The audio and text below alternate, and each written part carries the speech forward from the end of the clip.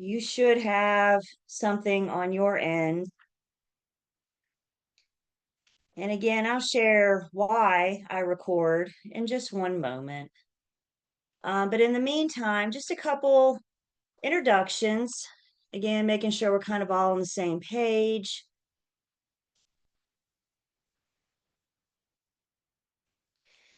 So the first thing, make sure I was on the right place. So this is our 302 post licensing classes known as contracts and closings. 301 is really fancy way of saying agency. 303 is your license law, your state specific stuff, North Carolina state specific stuff. So 302 is contracts and closings. And you guys might have heard some horror stories that 302 is the one with the math. And it is. So we got math to do in this class, and we're going to talk about how we're going to tackle that. But just bottom line, as the name implies, we're going to go through the contract process. We're going to go through the closing process. And the closing process obviously ends with knowing how to review and calculate that closing disclosure. So that's the math that we have to look forward to. A couple introductions for you. Lane Young is the director, owner of our school. You guys all know Lane.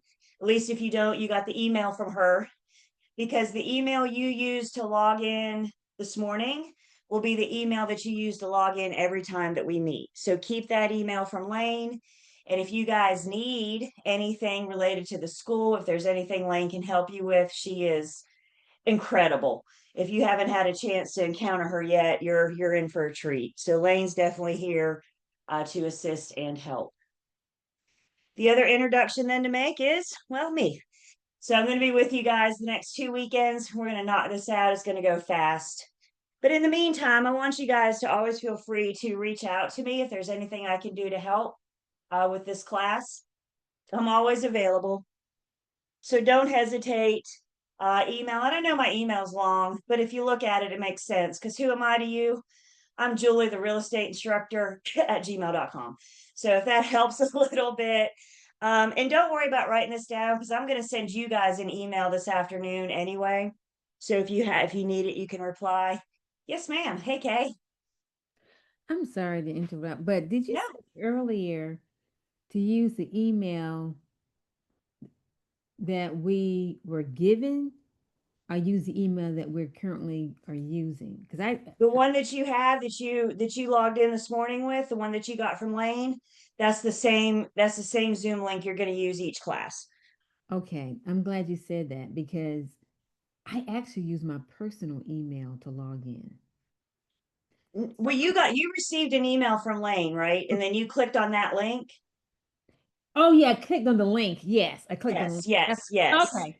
That's what I'm saying. I'm sorry, Kay. That's the link you use to get into our Zoom class every Okay, time. the So email that you sent us with the link. Okay, I'm thinking about the yeah, email address because I did use the email address to get on. Okay. yeah. I just want you to, because I don't know what your inbox looks like, but mine, it gets pushed down to the bottom and then it Yeah. goes to page 2 and page 3.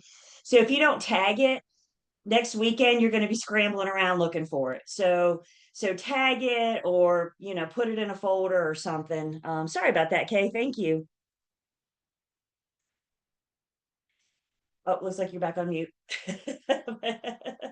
Oh, that's fine. I just wanted to make sure I was following you. I understood. Absolutely. And anytime you guys, because we're such a small number, anytime you got something to say, go for it. We don't have to worry about 25 other people or something, So Mhm. Thank you for the thank clarification. you. So yeah, text, email, whatever's better. Again, let me help. I can assist. You guys know, maybe Bryson doesn't know yet, but he's getting ready to find out. You still have a test to pass at the end of all post licensing. And of course, there's math on your exam as well. So anything I can do to help, I'm absolutely available. Yeah, Um, Now I was reading and I understood that the test is going to be online as well. correct. And we Okay. will talk about that in just a bit, Kay. Okay. We'll get that addressed for you. Yep. The Yep. reason I'm asking, just my previous class, it was in person. So I was wondering, was there an option to do it in person as well? No, ours is online. So through our Learn Test Pass portal, I guess is what we'll call it, that portal. Okay, thank Yep. you. Yep, of course. Of course.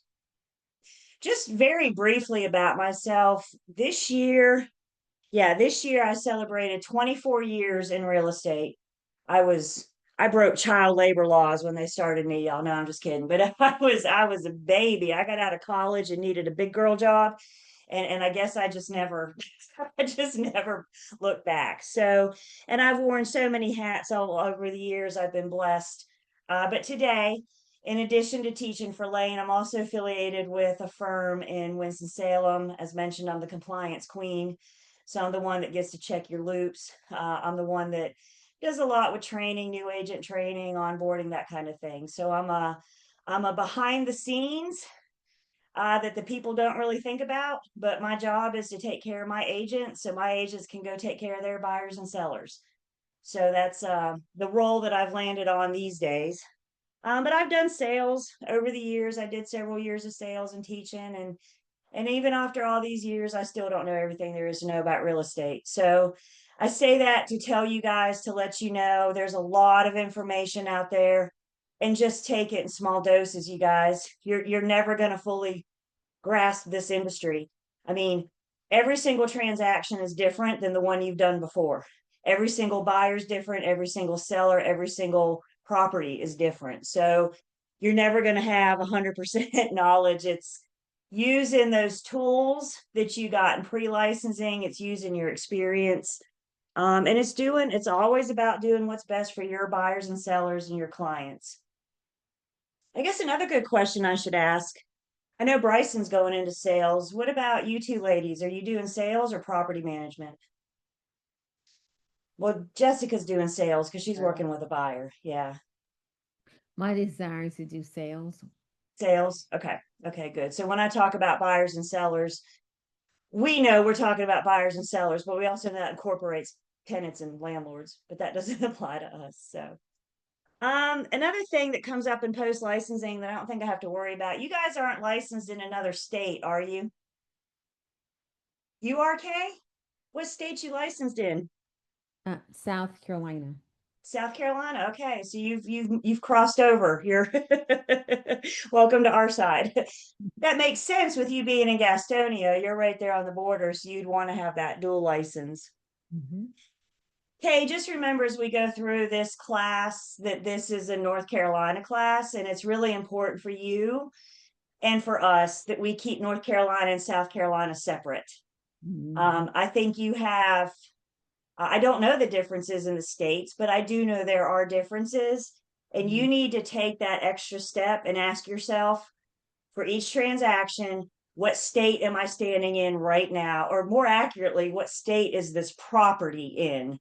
Because that's the licensing board rules you're going to follow. Hmm. So, how long have you been licensed in South, if I may ask? Um, I got my it's been almost a year and a half, maybe. Okay. Yeah. Okay, good.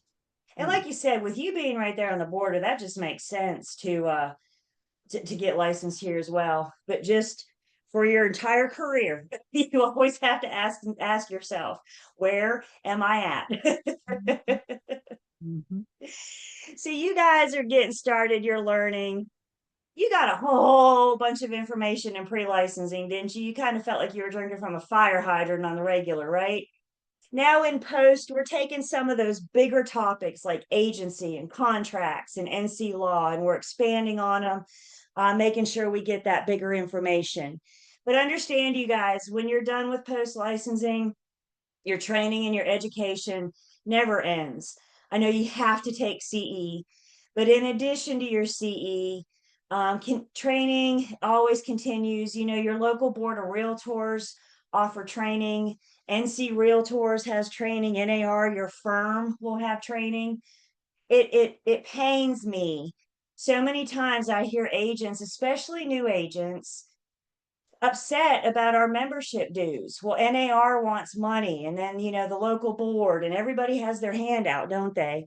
But guys, you're going to feel if you're not taking advantage of the training programs that they offer, of the opportunities that they offer, that's what you're part of what you're paying for. So take advantage of that stuff that you've already paid for in addition to your CE. And know that throughout your real estate career, training and education is nonstop. It's always changing. This industry is changing.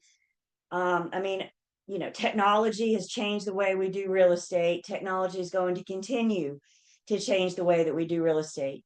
So as you go forward in your career, please don't say, woohoo, I'm done with post. I've learned everything. I don't need to do anything else. No, no, no, no, no, no, no. You are just getting started. Welcome to it. I'll share this with you guys. I've known so many top producers over my years, and I'm a people watcher. I'm an observer. I watch and I learn. And in watching my top producers over the years, I've noticed they do two things. One, they're constantly feeding that pipeline. Even when they have 8 things under contract, they're still out there prospecting. They're keeping that pipeline going so they never have highs and lows. They have that steady stream of income. So always be prospecting, always feed that pipeline. And the other thing I've noticed my top producers doing is they're always learning something. They always take the time for education and training. So you're just getting started. It's just the beginning. There's a whole world in front of you of what you need to learn. And hopefully, one thing we're learning in post licensing is about our different resources. So you guys have the post licensing manual, may it be the hard book or the digital subscription. Head Bob's, Bryson, do you have a book? No? Okay, we need to get you to get a book. So you can either reach out to Lane to get the hard book, or if you want the digital subscription, you can go to ncrec.gov. Kay and Jessica, you guys have the hard book? Is that okay? Once these things update every couple years, 2 to 4 years, something like that. I kind of like the hard book for post licensing, so you have something to touch, something to grasp. But once you're done with post licensing, it's still a good reference. I mean, this answers the question, what would the real estate commission say? So as you're going in your career and you're not sure what to do, this is like a top reference for you guys. And I would suggest the digital subscription. It's only $25 for 2 years. I think it's a well worth investment into your career. If you have the hard book right now, don't worry about it. But when they update it, consider the digital subscription, and then you don't have to haul that thing around with you everywhere you go. You can just log in and access it. Did the textbook come with the class, or is that a separate purchase? It's extra. The hard Okay. book is extra. Yeah. So if you and that one hard book will get you through all three, Bryson. So once you get that, and again, Lane can, if you want the hard book, just reach out to Lane and she'll hook you up.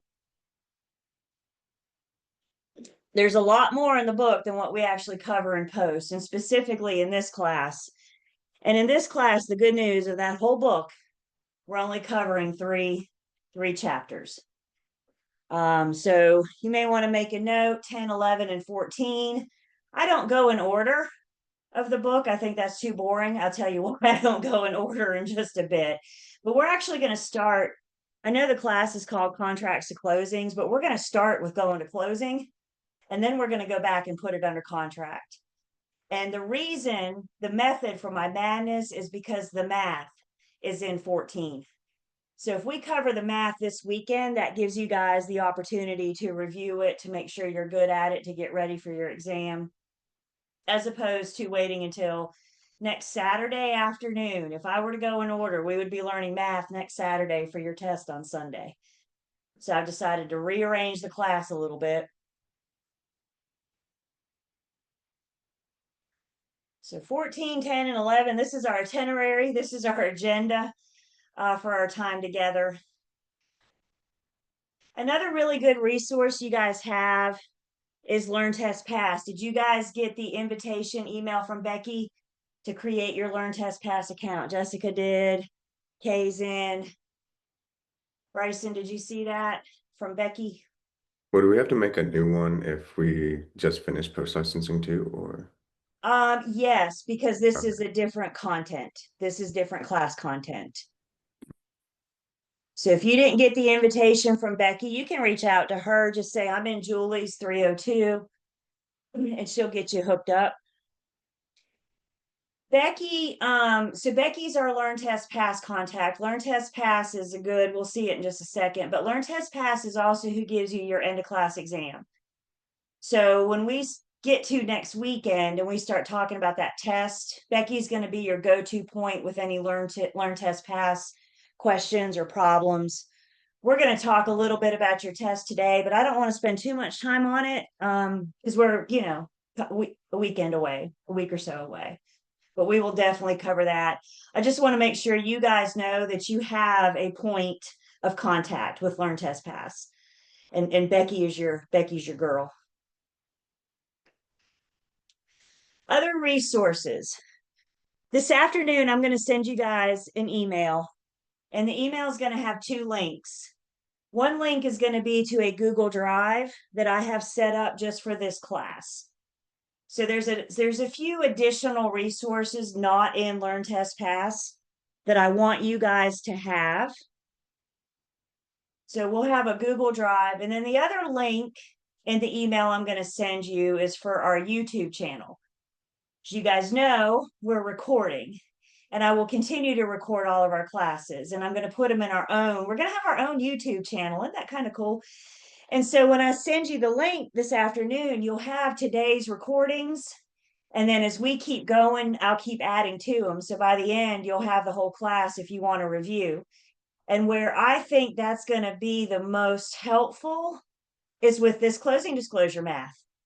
So you can go through and review and at your own speed. And of course, I'm always here to help. So it'll be, when I say this afternoon, it'll be after we log out tonight or 5 today.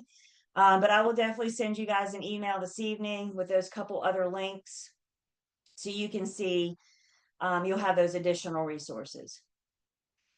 So again, I know it sounds like a lot, but remember, we go through this, you guys, you've been through the hard part. You got through pre-licensing, you got through your state exam. So now we're just going to take what you know and kind of enhance it, grow on it just a little bit. So email coming later today.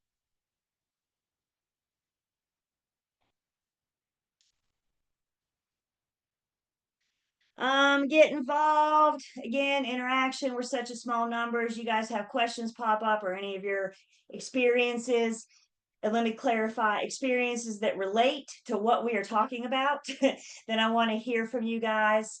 With that being said, keep in mind I got X amount of material that we have to get through. So I want to hear from you guys. I want your experiences, your stories, but know that I reserve the right to keep us on track as well, to make sure that we cover the material, not only for your exam, but also that the Real Estate Commission wants you to get out of this class. Have you guys done a Zoom class before? Have you guys been online before, Jessica? Yeah, Bryson. Okay, good. I think I like being online. I like being in person too. Pluses and minuses to everything, right? I think one of the big disadvantages of being online, one of the big disadvantages of being on Zoom are the distractions. As Kay and I were just talking, there's a lot going on at home. There's a lot of distractions. We have families and pets and all kinds of things going on. The kitchen, that dang kitchen, I don't understand how it always needs to be cleaned. Even when you clean it, there's something in the kitchen. So I just ask you guys during our time together, you keep the distractions to a minimum. Stay with me. In order for me to count you present, I got to be able to see you. But it's more than being in front of your camera. I need you here with me so we can get you through this material. So we take a break, about every hour and 15, something like that. We'll take a lunch break. We will give you guys the time you need in between. But I just ask when we're together that you keep distraction free and just stay on us. That's the best thing I know to get you through this test.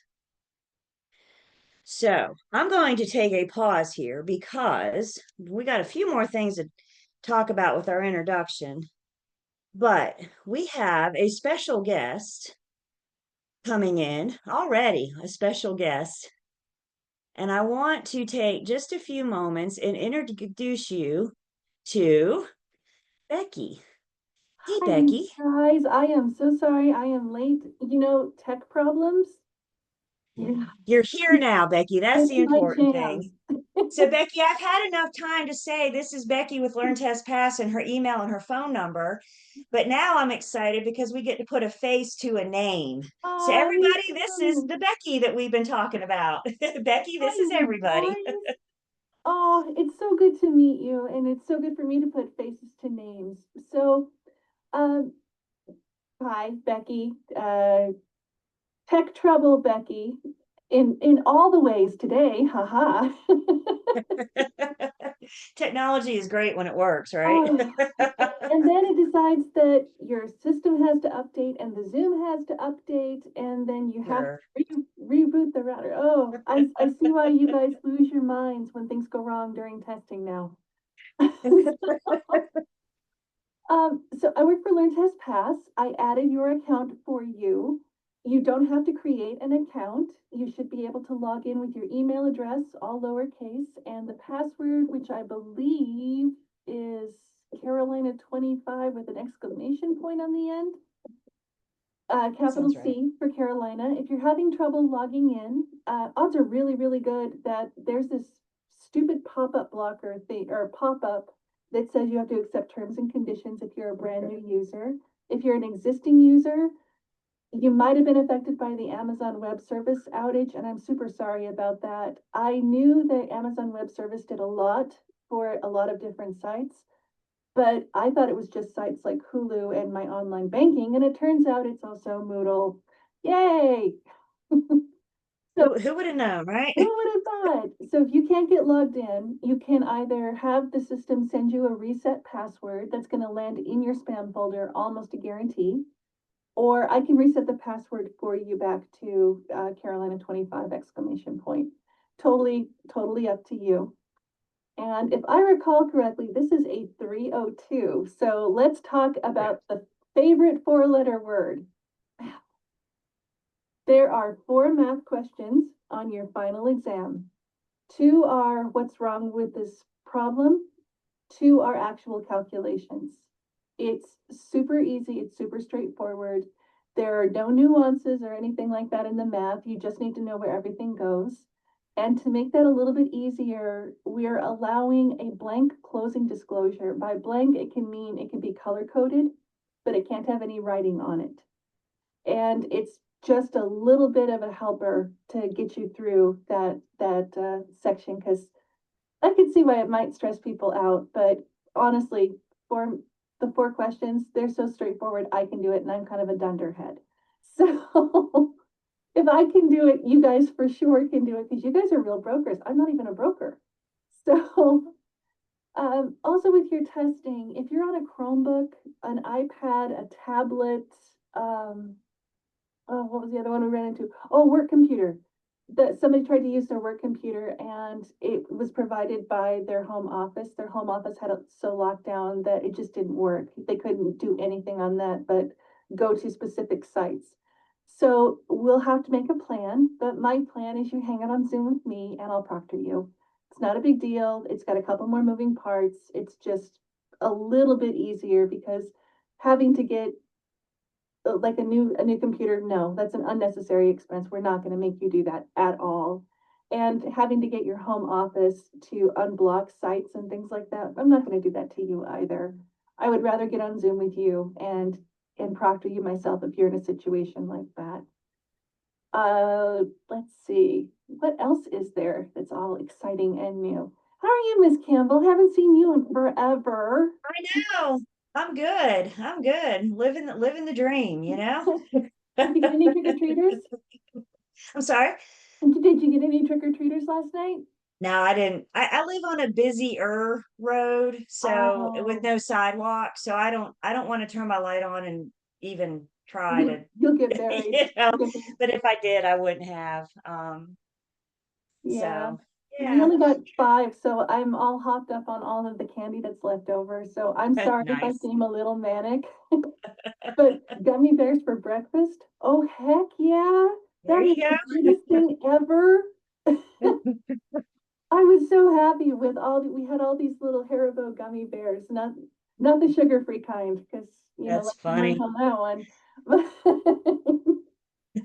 Um, oh, other than that, I don't really have anything for you because you guys have probably been through all of this before. But if you need anything, please drop me a line. I feel so much better when I can help Miss Julie with whatever I can help with. And the only way I can help, unfortunately, is with the tech stuff. So if you have a problem with the tech, please drop me a line and I will be more than happy to go in and reset a password, figure out what's going on, or proctor you over Zoom. Because it's really, really important to get all of the post license banged out. I heard from another student, different class, the firm she wants to join won't even talk to her until she is a non-provisional broker. And she Wow. just got her license last month, and so she's banging out all these post-license classes right now because she wants to go work for this firm so bad. I knew that they could require it faster. I did not know until recently that they can tell you, come back when you're non-provisional. That kind of scared Yep. me, actually, Yeah. a little, but I'm overly cautious. Becky, will you take just a minute there? We hadn't gotten a specifics yet, guys, so just bear with me, know that we will. But Becky, will you take just a minute? Their exam opens up next Sunday. It Will you does. take just a minute to talk to them about what they can expect from you end of next week, first of next weekend for their Sure. exam? So what I'm going to do, if you've used the system before, you don't really need to do it, but I can put a technology test in for you. In fact, I'll probably do that probably today because I want to get a little Prefer, bit because I know we have at least one that hasn't. So let's yeah. do that tech test. And the technology test doesn't have any bearing on your final score. It's really just there to make sure that you know how the system works, how to start and end the proctoring, and if your system is going to work. Because the only thing worse than testing would be testing and then finding out that your system is just incompatible. So we'll get ahead of that. I'll send you guys an email before your final exam, and it's going to have the dates and times that your exam will be open. You'll have an instruction on how to view your scores. There's a little step you have to do to be able to view scores, and I'm super sorry about that. I've asked, which is meaning whined repeatedly at Moodle of why can't I have something that just pops up? And they said because. And I am supposed to accept because, which I do not accept because No, it should just no. pop up. But you have to go back a page, click a thing, open a side panel, and then you get to see your score. And there'll be instructions about how to make that happen for you. I can also find your score for you. Your exam itself, though, 25 questions and I think it's 90 minutes. You have a calculator on the site. Oh, 3 Yeah. hours. 3 hours. Oh gosh, You I'm get sorry. 3 out. That's Yep. right. Yep. 302 is 3 hours. 90 questions, 3 hours. If it takes you more than an hour, you have way overthought it and you've likely incorrected your answers. There is a calculator on the site. I believe in Clarity. Calculator sucks. It's a terrible calculator. Use your own calculator. A simple calculator is perfectly okay. Nothing programmable, nothing graphing or anything like that. But you definitely want to use your very own calculator because you will be hating the calculator that is on there. Miss Julie has seen it. She knows that of which I speak. User friendly. User friendly. So what's going to happen? You'll log into the site. You'll go to dashboard. Under dashboard, you will see it'll have the exam date, and then it'll say post 302 exam 1, something like that, and then have Campbell after it. So you know that you're in the right place. When you go to start your test, it's going to run a really quick check. It's going to make sure your internet speed is good. It's going to make sure that your sound works and all of that. There are 2 very common error messages. One is if you're on a laptop, you need to be plugged into a wall outlet. The testing platform, AI proctoring system got really, really tired of having to get people back in because their computer ran out of juice in the middle of a test. So now it's required that you have to have your laptop plugged in. The second one, your computer has been on for more than 24 hours. I am at 137 days of not rebooting my computer. So that is a super common one. That's really bad, and I should not do that. And I'm a complete hypocrite when I tell you reboot your computer before you start your test, because I don't reboot my computer. And I probably should not admit that out loud, but here I am. I already said it, and it's being recorded. So there we go. With that second one, with your computer being on too long, you can click past it, or you can reboot and you can come back. Totally up to you. If you run into trouble getting checked in, there is a live chat support button, and you'll want to click that because they need to take a look at the technical end of your computer. They're not going to go rooting around in your files. A lot of people get concerned about that. They're just going to go in and make sure your camera will turn on and that your sound is working. They'll figure out why it's not working if they can. If you are on a Mac and you are on Safari, you have a hangry toddler in your life. It may work perfectly. It may decide in the middle of your test to boot you right out of the test, and then you have to go to live chat support. Best practice, Chrome or Firefox. It makes it just a little bit easier. But if you want to try Safari, you can try Safari. The first question on your exam is not actually a question. When you look at it, you're going to see it'll say 27 questions. It's not actually 27 questions. It's 25 scored questions. And the first question is scan your room. The last one is rip up any paper or wipe off a whiteboard if you used a whiteboard, which you are allowed to have as much paper as you need. A simple calculator and the whiteboard. Highly recommend the whiteboard. It's really helpful for getting through that test. And my office is a mess. Julie's heard me say this before, and I've still not really done a whole lot about it. My poor husband he's neat and he's tidy, and you get to see his section of the home office, which has a completely cleaned off desktop. And then there's whatever chaos goblin resides on my side of the room. It is a mess. No matter how messy you think your testing area is, it's not bad. I pinky promise. I am the only human being who ever sees your video, because all of the proctoring is actually done by AI. It's going to pick up pen, paper, calculator, noise around you, that sort of thing. But you don't get extra bonus points if you have a tidy office, and you don't get points taken away if you don't. So thank God for me, right? But I'm the only person who ever sees that video. I'm checking for flags like doorbell rang, somebody came into the room to talk to you, your adorable kidlet came in because they needed a hug or a Band-Aid or something. We can't control what the other people in our house do. We just can't. There's nothing we can do about that. So tell them you're testing and you'll get back with them. You're perfectly fine. The test is closed notes. No notes allowed at all. You have to make sure all of the extra tabs on your window are closed. And you have to make sure any books or any paper with writing it's put away. That's the only thing that's important. You don't have to put anything else away. And with your final exam, it takes 4 hours to 6 hours for that AI proctoring to go completely through your video and scan everything. But the school will have a copy of your score pretty quickly. I think reporting time for a lot of schools has been 7 to 10 days for everything to completely update on the state end. And I actually asked my friend who works for the state why that is, and she said they verify license numbers. And they double check to make sure that you haven't, like K Matthews has not taken 302 already, or something like that. It's basically a last minute safety check to make sure that everything is recorded appropriately, I suppose. Other than that, it's clean, smooth sailing, and I will drop in before and I will go over all of this again because I know it's a wall of words with me today. Again. And you know, Becky, it is, because some of us may not know, but let me say this, you guys, a lot of what you just heard Becky say, you're going to hear me say again. So it's not like this is a one and done. We're going to make sure that you're prepared for your test.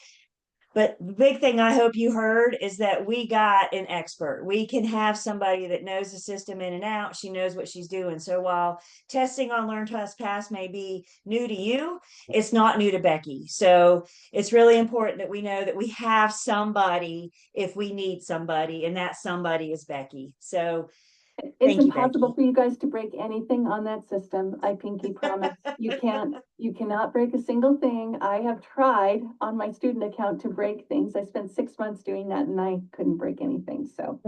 And I'm really good at breaking things, ask my husband. So- Awesome. Becky, we really appreciate you popping Oh, in, thank you for especially on a having me. Saturday morning. I thank you. Oh, I'm glad to do it. You actually got me out of a pre-licensed class that I still need to go back into whenever I'm done here. We're talking about meets and bounds and Oh, boy. the scintillating world of meets and bounds and government rectangular surveys and measurement. You're giving them nightmares. You're giving them. Oh, if you have PTSD from that, you are not alone, you guys, seriously. So, We appreciate you, thank and you for having me. If you need me, I'm here. And Bryson, I did get your email. I will respond to that. I'm just gonna go in and reset something for you. So perfect. you are all set. Thank you Actually so just much. figured it out. Oh. Yeah, I was gonna email you after this, so you didn't get it while you were talking. But yeah, thank you. Oh, you don't need me Perfect. bossing you. Well, Well, thank you. Becky, enjoy the rest of your weekend, and Oh, we'll be in touch. absolutely. Have a class. You're in amazing hands, you guys. You really are. Oh, thank you. Bye. Bye, Becky. Thank you.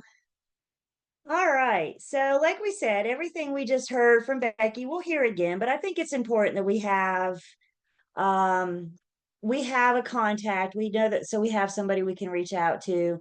We'll get into specifics about exams, that kind of thing. But and it sounds like Bryson's got in his Learn Test Pass, and we're getting ready to pop in there in just a second as well, so you guys can kind of see what's up. But I do encourage you to spend time in Learn Test Pass. There's some practice quizzes in there, stuff like that. So we'll look at all that in just a second. Okay, so we said we're going to be in a distraction-free zone for the class. As you just heard from Becky, you need to be in a distraction-free zone for your exam as well.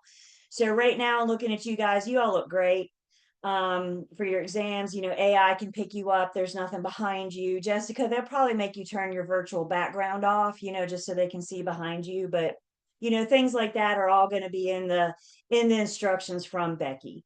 So distraction free is just preparing you for the test. It's helping you stay focused. Like she said, a kid comes running in and says, "Mommy, mommy," they're not going to dock you for it. But if somebody comes in and says the answer is C, now we got a problem. So that's the kind of thing that they need to pick up on. So much more on that. A few more rules. The Real Estate Commission says in post licensing, you have to be here 90% of the time. This is a 30-hour course, which means you can only miss 3 hours. And if you miss more than 3 hours, then you're not eligible for this exam. You would have to retake another 302. So just make sure, like I said, we'll take lunch in a bit, we'll take break. I know you guys aren't going to miss the whole day, obviously, but coming back late from break, coming back late from lunch, logging in late in the morning, and leaving early, it all adds up. So if you need somewhere to go over the next 2 weekends, that's perfectly fine. You have the 3 hours if you need it. But just watch that time, keep that in mind. And like I said, we do take a break. We take a 10-minute break, 15-minute break every hour and 15, hour and a half, something like that. But we'll definitely give you your break times in between. And we do take about a 45-minute lunch. So we'll talk about that as well. So definitely have enough time for you to respond to those emails, respond to the kids, respond to the dogs, whatever else you need to do while I have your time here. Your exam, you get 3 hours. Again, we're going to talk about what that looks like. Passing is a 75%. As Becky mentioned, you have a built-in calculator, but I might suggest you bring your own. And she specified a simple calculator, which is one that doesn't store formulas. You can't program stuff in this. You're welcome to use your own. You're welcome to use the one in Learn Test Pass. But as Becky said, that one's a little complicated. You cannot use the calculator on your phone. So if you're going to use the one in Learn Test Pass, I suggest practicing on a simple basic calculator, because the one on your phone is a lot smarter than this. It does different things than this one does. So we got to go back in time a little bit and be comfortable with a very basic calculator. Should you not pass the exam the first time, it's okay. How many times in life do you say you get a second chance? So should you not pass the first time, we get opportunity for a retake. I'm going to say the worst part about the retake is you got to spend some one-on-one time with me, because I want to make sure you get through it the second time. So we'll spend some time together if necessary, getting you ready for that retake so you can put this behind you. So again, we'll talk more about your time frame, your window, all of that is coming. Becky said you can use a computer, but specifically you can't use your cell phone, tablets, iPad, and Chromebook is a big, big problem. So I don't know what kind of device you guys are on right now. But if you're planning on taking your exam on a Chromebook, if a Chromebook is all you have, then as Becky said, reach out to her. She can work with you one-on-one. If you're on a Chromebook right now, and you have another device in your home, somebody else's laptop that you can use for your test, that would be ideal. But as Becky mentioned, there are a few restrictions. And again, if any of this applies to you, just reach out to her. She'll be happy to work with you to get you through. And then you have a 2 days, more like a day and a half window. We're going to open the exam next Sunday, and we're going to keep it open all through Monday. So you guys have a period to complete the exam. You can take it as soon as we log out next Sunday, or you can wake up Monday morning and take it if you feel fresher in the morning. We want to give you guys this opportunity. You know, if you're a morning person or a night owl, I don't. So use that for your strengths. And again, we'll look at specific dates and times, but it will open next Sunday afternoon. The other thing I want to point out, we mentioned the Real Estate Commission's agenda for this class, and the Real Estate Commission's agenda is actually just a syllabus. So if it's in the syllabus, we're going to talk about it. And you have the syllabus available to you in Learn Test Pass if you want to use it as a reference. Rest assured, when I wrote this class with the syllabus in my hand. So if we're talking about it, it came straight from the syllabus. The Real Estate Commission wants to make sure that we're covering it. And something we're going to start referencing, and you may have had it referenced before, is license law and commission rule. Now, we don't need to know the specific numbers. You're never going to be tested on what commission rule applies to sales contracts, but you do need to know the references. So in the real world, when you're out there working with buyers and sellers, if you need a resource, knowing that license law and commission rule covers a good chunk of that. So we'll start seeing a little bit of that, all from the syllabus. We mentioned that email from Lane. Again, you guys got this. That Zoom link you use to access this class is down here. I hope you guys took the time to read all of this email from Lane, because there's some other good stuff that I need to point out. First off, your registration and your contract. If you have not signed these for Lane yet, please do so. She can't submit you as completing this class if you don't sign the registration and the contract. So put that on your to-do list, like, today at lunch or something, if you haven't done that yet, to satisfy that criteria for Lane. You got your verbiage. You also have Becky's contact information in that email if you need to reach out to her. Information about the end of class exam. And then the other big thing I just want to point out is our dates. Sunday the 9th, we're not going till 5. Sunday the 9th, we'll finish up about 2, because if we finish at 2, that'll give you your 3 hours for your exam. So the exam time is built into class time. Does that make sense? So I want to make sure I give you all your 3 hours. So there's our deadline, Sunday the 9th at 2. And like we said, that's when the exam will open, and then it will stay open Monday the 10th. It's usually 9 p.m. they cut it off. Would you So the recommend 9th taking at it right after 2 to the class? 10th at 9. What, Bryce? I'm sorry. Would you recommend taking it right after the class, or take a break and then do it, or? whatever you feel. If you're feeling it right after the class, Bryson, go for it. If you want to take a break, if you want to do it Monday afternoon, it's whatever's best for you. If we log out Sunday and you go, gee, I need to review this one more time, then you have the time to do that. And that's what I want to make sure is you guys can take this when you're ready, when it's good for you. So your exam window, and again, you'll get more from Becky later next week. I don't expect her to work on Saturdays often, so we may hear from her before before we start on Saturday, but you guys will get what you need for the test from Becky. The other thing I want to point out, or a couple other things, I mentioned I'm going to send you guys an email today with a Google Drive. And as you can see, this is all that's going to be in it. We're going to look at the offer to purchase and contract and the guidelines. We'll talk about the practice closing. Here's all of my PowerPoints. So again, everything that I'm getting ready to say, everything you guys are getting ready to see, you already have. Maybe if you want to pull them up and look at them side by side, or you want to use them as a reference, it's here, it's available for you guys. So you have it. So you'll get this email with the Google Drive and our YouTube channel this evening. I don't know if I have any baseball fans on the line, but it's game 7 of the World Series. So while I'm watching the World Series tonight, I'll shoot you guys a quick email. I was up a little later last night because I got sucked into the game. It's a great World Series. It's been a great time. So we're big baseball people. My summer is officially over after the World Series. So I'm a little sad when the last game ends. Summer is over. The other thing I want to point out really quick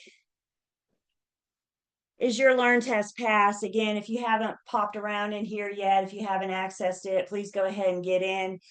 And I'll let you guys peruse around. We may mention it, but I don't spend too much time in here in class. Just keep in mind, I don't go in order of Learn Test Pass. So when this is talking about basic contracts and real estate contracts, we're getting to that. I'm starting with the closing preparations. So as we go through this, if you guys are going in my order, just keep in mind in the book and Learn Test Pass, we kind of skip around just a little bit. Of course, questions in Learn Test Pass. There's a lot of good practice questions. And the one thing I like about the practice questions is, so you answer A, B, C, or D, and then it comes back and if it tells you if it's right or wrong. But the important thing is that it tells you why. Why is it right or wrong? Why is this right? Why is that wrong? So to me, the explanations are the most beneficial piece. I don't care if you get a practice question wrong. What I care about is, do you understand why you got that practice question wrong? And that's where Learn Test Pass is a huge benefit. So poke around in here. If you get to a question and even after the explanation, you, for the life of you, can't figure out why it's right, take a screenshot and send it to me, because I can help you understand why it's right, why that answer choice was wrong, etc. Any questions so far? Comments?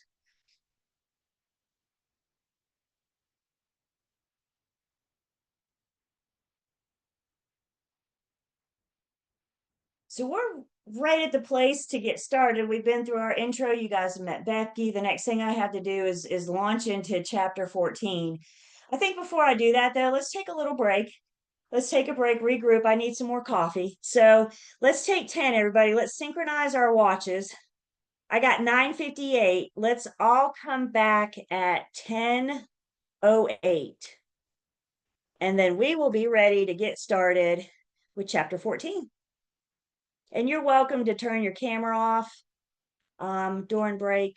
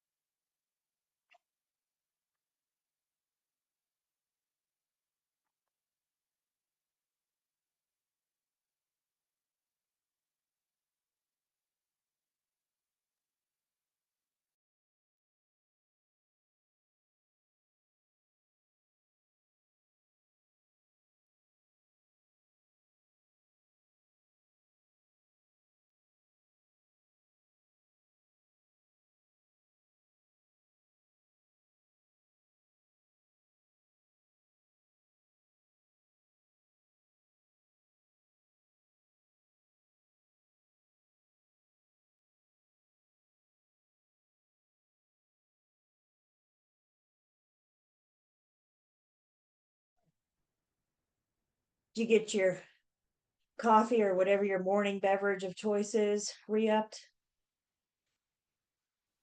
No? Honestly, Julie, I got up this morning and I was out of coffee, so I'm waiting for DoorDash to deliver my groceries in about 10 minutes, and then I'm gonna make my first cup of coffee of the day, and then I'm gonna love your class. Oh my God. I would consider that an emergency. I'm like falling asleep. I'm like, oh girl, I need a And then you got me, and I'm like on my third cup. So I'm like, I'm good to go. And right. I'm Jessica's like, this like, girl's got energy. I can't believe I'm falling asleep. I slept plenty, but it's gonna turn around soon. we'll get you caffeine things. What did we do before DoorDash? You know what I'm saying? Really? Oh, that's funny. All right. So, chapter 14. I don't know. One of my favorite things to teach, one of my favorite things that I like in the real world is going to closing. So, let's just skip all that nonsense about agency and contract formation, whatever. Let's just go straight to closing. What do y'all think? The money. Money, that's right. That's when everybody And gets everybody's paid, like, right? let's go to payday. That's right. So this chapter takes us just straight from that. We're going to start from the contract has been formed to when it actually closes. And again, the highlight in this chapter is going to be that closing disclosure. We'll start talking math today. Just kind of prep yourself. The big math day is going to be tomorrow. So we know that we have that to look forward to. Of course, Jessica will have her coffee tomorrow morning, so she'll be better apt to do CD math Sunday morning than she is this morning. But before we calculate anything, we got to get them under contract. So yay, we got them under contract. And now the question is, well, now what do we do? And honestly, you guys, the answer to this, a big part of this depends on what hat you're wearing. Are you acting as a listing agent or are you acting as a selling agent? Listing agents, let's be really honest. Most of your work is done up front before that property ever hits MLS. Now, I'm not saying you're done working when it hits MLS, but most of your work is done up front. Buyer's agents are a totally different story. Buyer's agents, most of our work starts once we get our buyers under contract. Up until that point, we're just out looking at pretty houses, right? Have you guys heard that yet? That's all real estate agents do is we just go look at pretty houses. So not true. And let's face it, they're not all pretty. So, we're going to get these buyers under contract. And then when we do, that's when that closing preparation can start. I always think of the contract to closing process as working gears.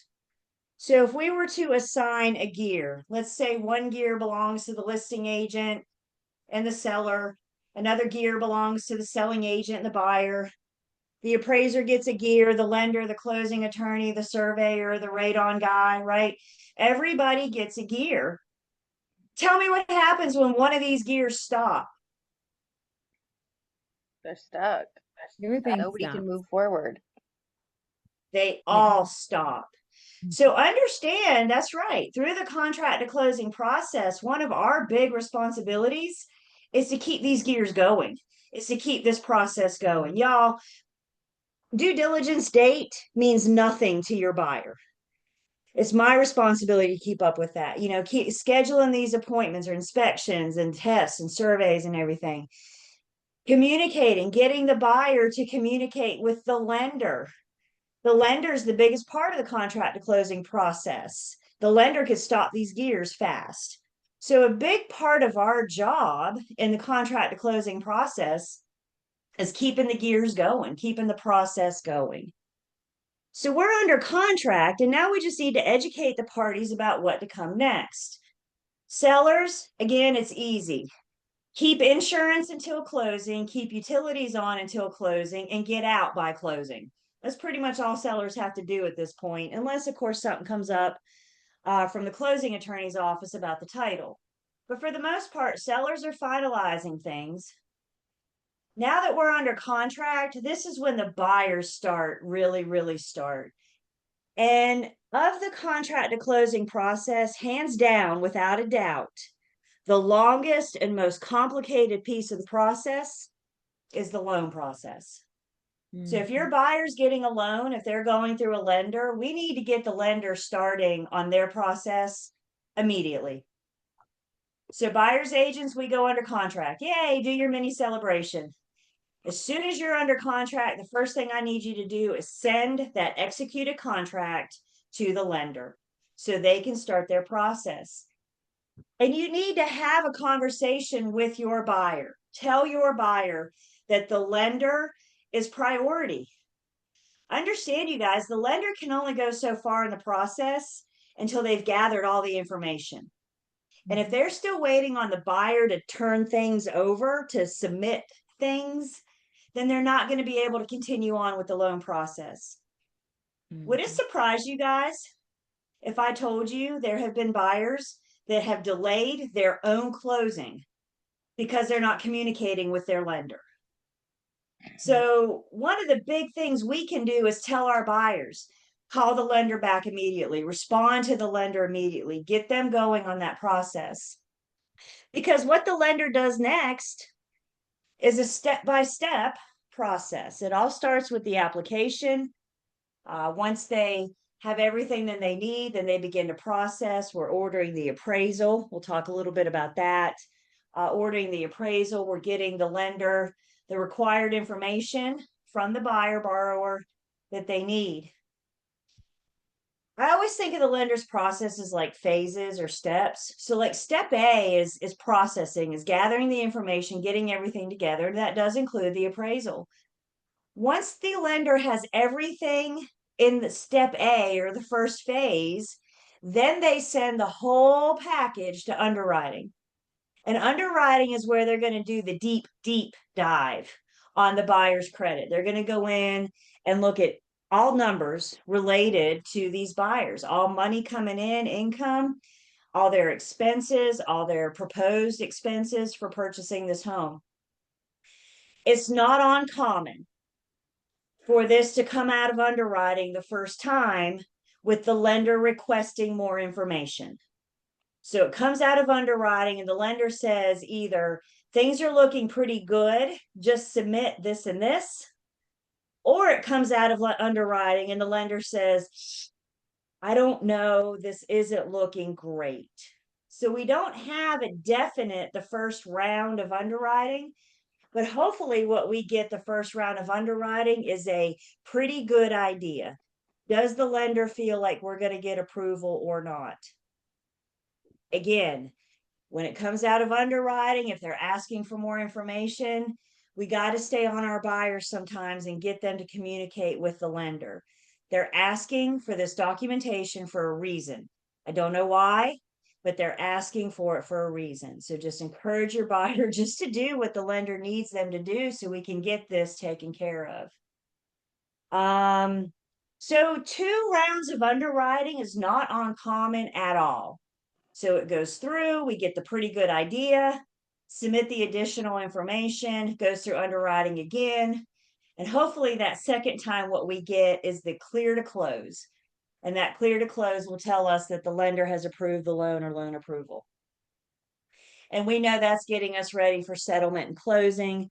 We're going to spend time defining those words, talking about the difference between settlement versus closing. But that's the whole part of the process, is getting the lender ready to approve and submit the funding for the buyer to purchase the home. Another thing you and I can do to help our buyers and help the lender is kind of be on the lookout for mortgage fraud. Any lie on an application, no matter how simple and insignificant it may seem, any lie on an application is considered mortgage fraud. For this one with brokers, if you see something, say something. I'm not turning my buyers in, but if I see something, it's not my job to accuse them of mortgage fraud, but it is my job to keep the lender informed. So if I learn of something, I'm going to let the lender know. For example, let's say the appraisal comes back less than the purchase price. The lender's only going to approve the loan on the appraisal or the sales price, whichever one is less. So the appraisal comes back for less than what we're under contract for.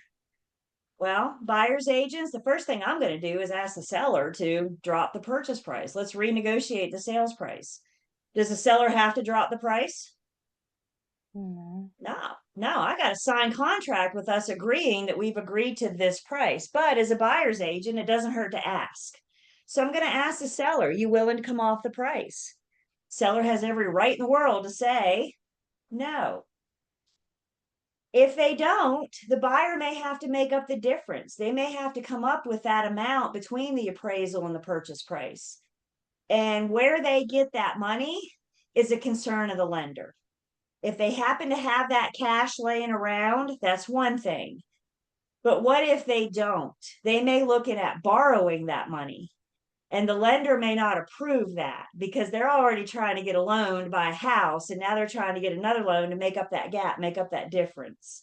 So the lender may have to be involved in how we're going to make this up.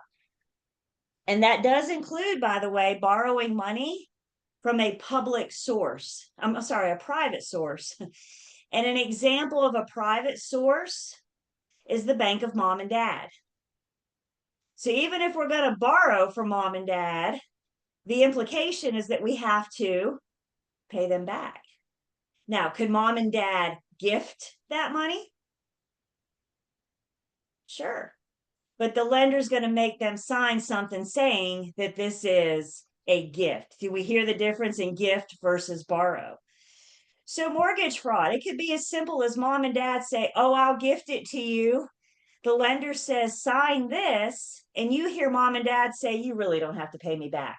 Y'all, that's mortgage fraud. It sounds simple, but it's mortgage fraud. Any lie to get money is mortgage fraud. I'm not telling you to report anybody, but what I am saying is we need to keep the lender informed in the process. We need to keep the lender informed throughout the process. So the loan process, again, is the longest. By the way, when you're fortunate enough to start working with cash buyers, the contract to closing process is much, much, much, much faster. It goes much quicker because you don't have the lender involved now. So we're under contract. We got the lender going on their thing. The next thing we need to do is go ahead and get our closing attorney, also known as our settlement agent. We need to get our settlement agent lined up. You all agreed to in the contract what date we were going to close. So we can go ahead and get that scheduled. Hey, Kay, I'm sorry. Oh, okay. Oh, I didn't want to stop you. Yeah, please. I wanted to talk more about the gifting. Well, not really the gifting, but the appraisal process. And We will. We No. will. not the appraisal. Let me back. You just the loan process where the buyer may not have enough money to put down on the house, but they have already put I want to say deposit. It's not called deposit, but their earnest money down. How does that process work in terms of, let's say, for example, the house was appraised and the purchase price is more than the appraised value of the house. In situations like this, is the buyer obligated to purchase the house even though they cannot get the loan to make up the difference? So hopefully, we're still in due diligence. And as long as we're still in due diligence, and we'll talk about this when we go back and put it under contract, but if we're still in due diligence, that's that buyer's easy out. We can allow them to terminate. So if we find out we're not going to get loan approval, we can get them to terminate due diligence and we can still get their earnest money back.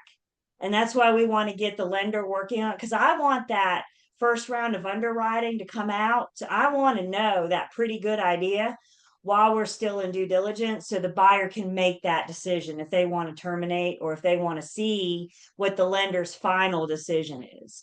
But if the lender says, gosh, I don't know, this isn't looking good, then we may need to talk to our buyers about their options of terminating.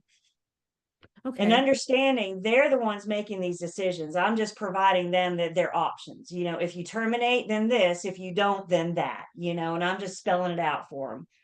Okay. What if you're a seller's agent and you're working with a seller and you find out that the buyer cannot qualify or not cannot get the loan because when the appraisal came back, it appraised less than the house, so much less than the house was listed. Mhm. Normally, you would see is the they will only get a loan up to 80% of the value of the house. Mhm.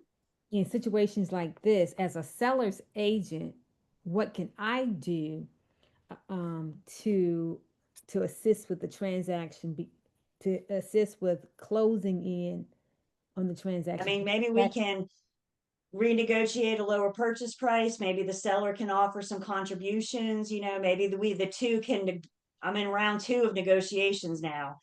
And so if we can work that out with the seller, then we can, but if not, then the seller will terminate and the seller will have to go back on the market. So there could be, time versus money, the seller, well, I just need to sell now. So if I need to reduce the purchase price, then that's what I'll do, but again, bottom line for the seller, I'm sharing their options.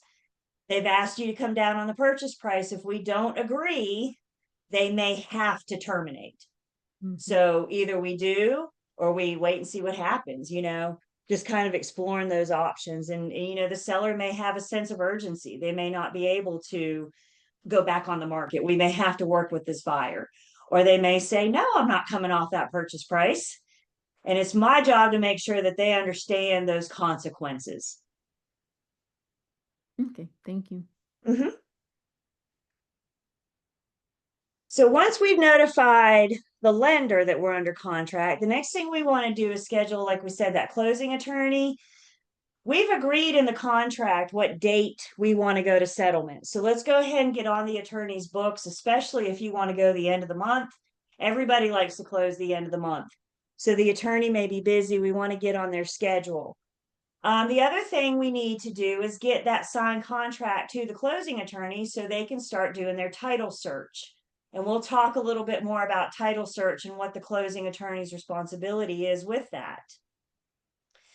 So we've got the lender started on their thing. We've gotten the attorney started on their thing. Now we need to get the buyers started on their thing. And probably one of the first things we want to encourage our buyer to do is to start with the home inspection. The home inspection, the home inspector's job is to go through the home and point out all the problems.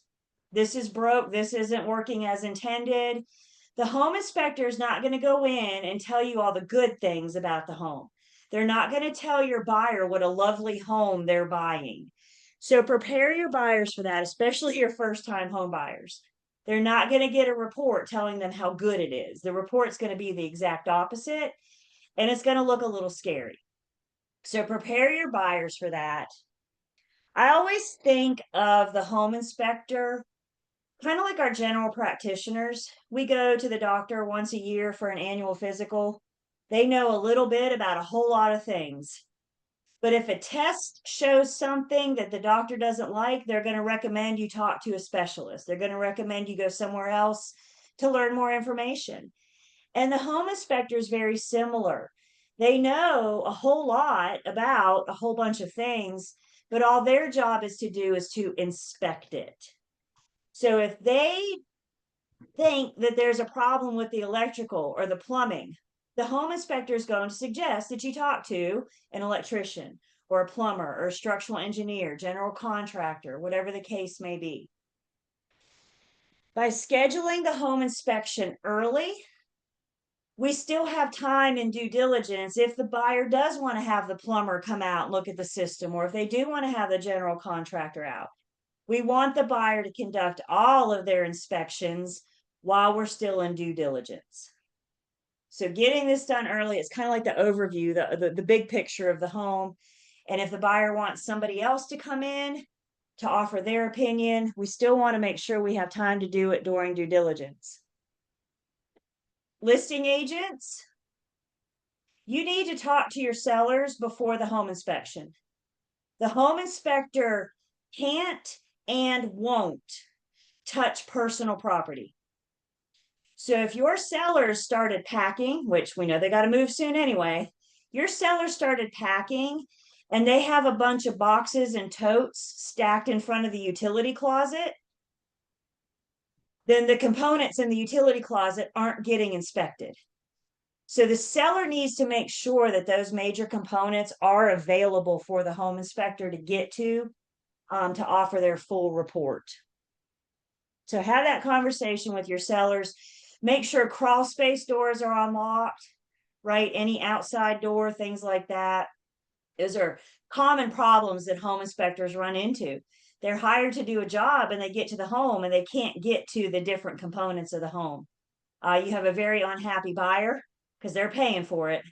So you have a very unhappy buyer and you have an incomplete report. So it's worth the conversation with your sellers.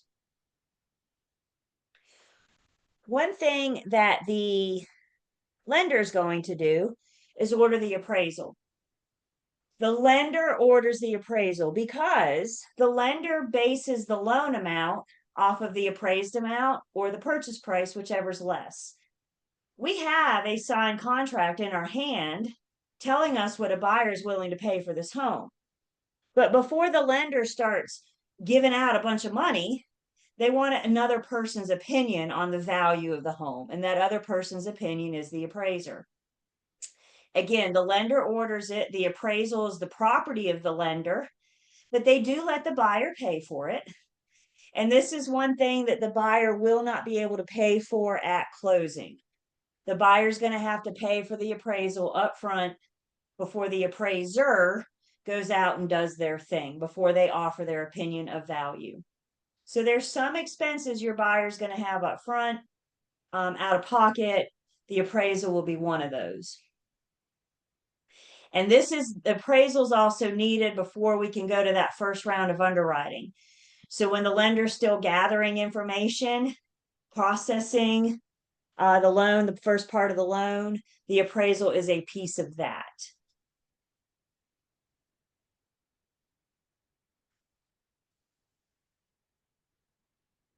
The survey, if there's any kind of land involved, if it's a condo or a townhome, I'm not too worried about it. If I have a plat map, I'm going to provide my buyer with the plat map. But if there's not a plat map, or if it's a super old plat map that looks like it was recorded like back in the 80s or 60s or something, then we may want to encourage the buyer to have a new survey. Yes, ma'am.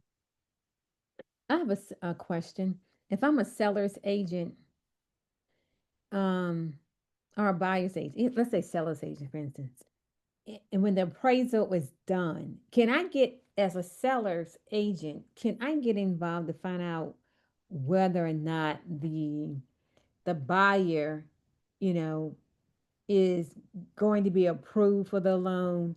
The buyer, the appraisal came back and it was 80% of the contract. I mean, how involved? Most lenders keep the listing agent informed in the steps, but as far as the specific detailed information, you're not going to be privy on that because you don't represent the buyer. So they're not going to tell you what it appraised for. You can ask, they can choose to share that with you, but it's not, guaranteed. But most lenders will keep you informed. Okay, we've gone to underwriting. Okay, we've gotten through this, we've gotten through that. And a lot of lenders have systems that they're really good now about communicating with all of us. So at least you can call your seller and say, we've made it through underwriting, we've made it this far, but as far as specifics, Kay, you're not going to be privy unless they choose to share that with you. Thank you.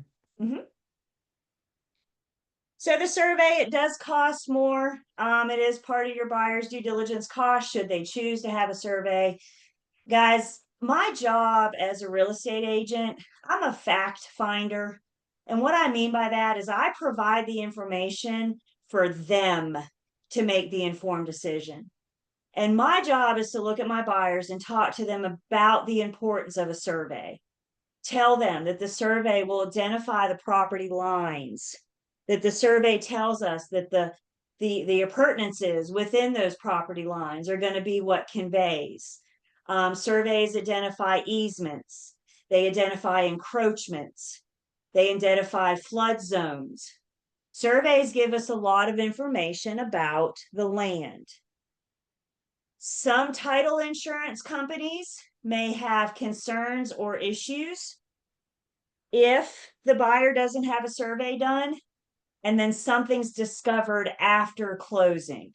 Some title insurance may say, I'm not going to help you because you chose not to have a survey. I can't make anybody do anything. But what I can do is talk to them about the importance of these things. And I want you guys to always remember in your career, I got 2 words to say to you guys that's going to serve you well for the rest of your lives. Is everybody ready? Document everything. Everything. So if you have this conversation about the importance of a survey with your buyer face to face, I need you to go home and send an email talking about, per our conversation, this is why I think you should have a survey done. Saying, do you want a survey? Yes or no, isn't enough. I need to tell them why it's important, and I need you guys to document that. And ultimately what they choose to do, that again, that's on them. But my job is to tell them the importance, explain to them why they should consider a survey. Any inspection, actually, home inspection, etc. Another inspection we want to encourage our buyers to do. Yes, ma'am. I'm sorry. No, What if a please. survey has already been done on the property and has Even if the seller's willing to share their survey, I still want to encourage my buyer to have their own done because monuments move, trees fall down, stakes get ripped out of the ground, So even, and hear me when I say, even if the seller is willing to share theirs, they're under no obligation to do so. But, if the seller bought a year or 2 ago and they're willing to share, we might be okay. If the seller bought 20 years ago, I want my buyer to get a fresh survey. Got you. Okay. But it's been my experience, most sellers are like, no, I'm not giving them my survey. I had to pay for it. So I want them to pay for it. It's that pay it forward thing, right? But definitely, and that way your buyers, we know the current lay of the land, not what it was when the seller bought. Got you.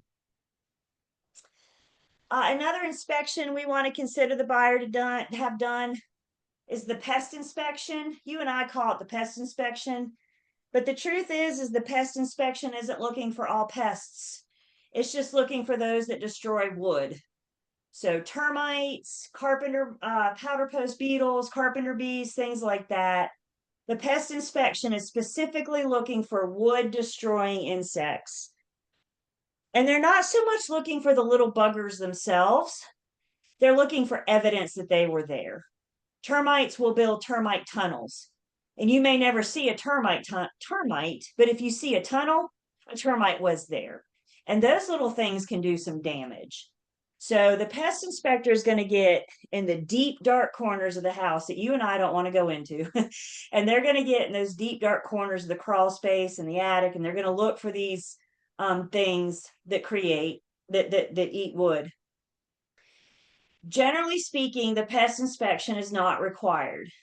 The only exception, the VA, a VA loan will always require a pest inspection.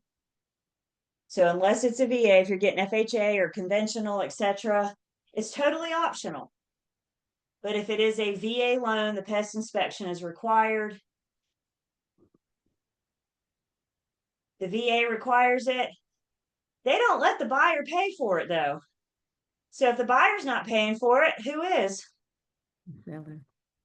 The seller. So we have a form that we use when we present an offer with a VA.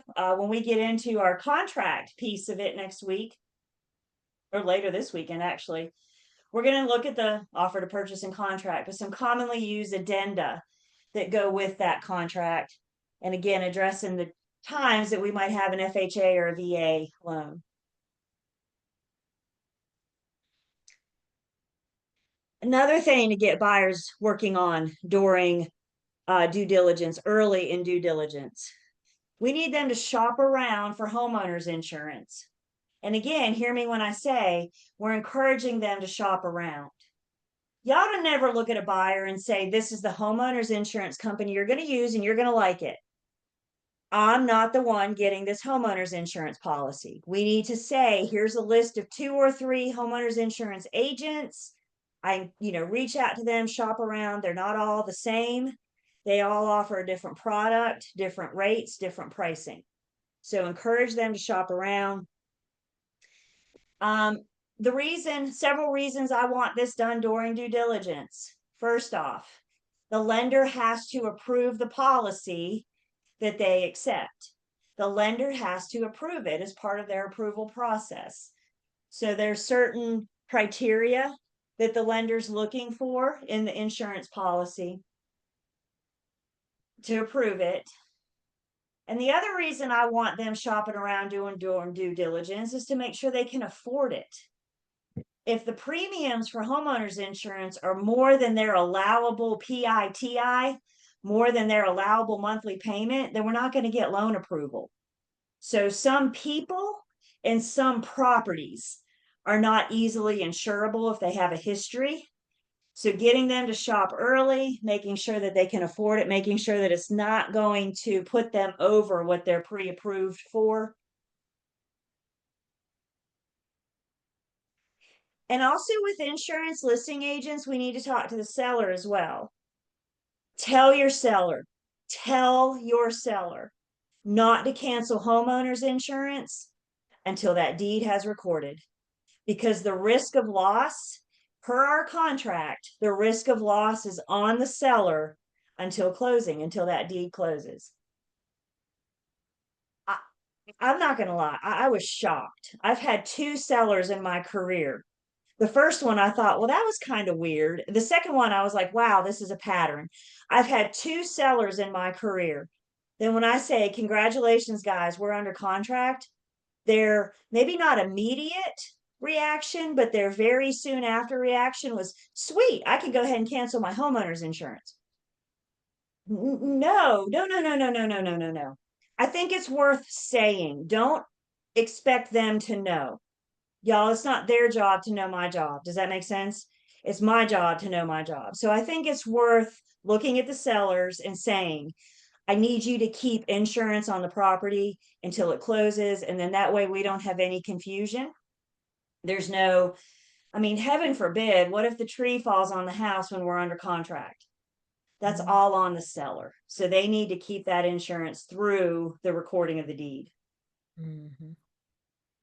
Yeah, 2 of them. The first one, I was like, weird thing to say. Why would you cancel? Because we're under contract. But after the second one, I was like, okay, this must be going around social media or something, I always blame social media. But somehow they got it in their minds. And so what that told me is I can take that extra step or 2 and say, keep it until we're closed. Back to our buyers. We're still going through due diligence with buyers. Anything built prior to what year do I have to worry about chip paint? What's the magic year? Oh my God. 1978. 1978. 1978. It was a good year, wasn't it? 1978. I know, me neither. So they say. Bryson doesn't either. So anything built prior to 1978, we got our lead-based paint disclosure. And again, that's a form that we will look at. We got a day, I don't want to scare y'all, but I got a day in this class dedicated that I call Fun with Forms. So we're going to look at some paperwork. Wow, we can't wait. Good times, fun. huh? Yeah. Math and forms. Those are the tricks I have up my sleeve for this class. So lead-based paint, the addenda does not say, well, this home was built prior to 1978, so it's got lead. The form says because it was built prior to 1978, it may have lead. And the buyer's encouraged, if they're concerned, the buyer's encouraged to have that tested, have that inspected. Usually the home inspectors can assist us with this. And what they'll do, they try to go like under the door sill or under the window sill in a non-conspicuous place.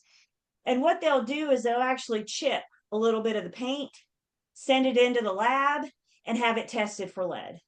So if that's something your buyer wants to do during due diligence, they're more than welcome to, as part of their inspections. Also remember the EPA, the Environmental Protection Agency, gives us a handy dandy booklet, what you need to know about lead in the home or something like that, but we can use that to help educate our buyers about the possible risks and possible dangers of lead in the home. And you guys remember what lead poisoning, what that does is affect our children. Yeah. Those little developing organs, those little developing bodies, and that's where the concern is. So educating the buyers about what lead in the home means. Just FYI, as a side note, we have that same set of verbiage and stuff for tenants as well. Tenants don't have the right to have it inspected because they're not buying, it's not their home.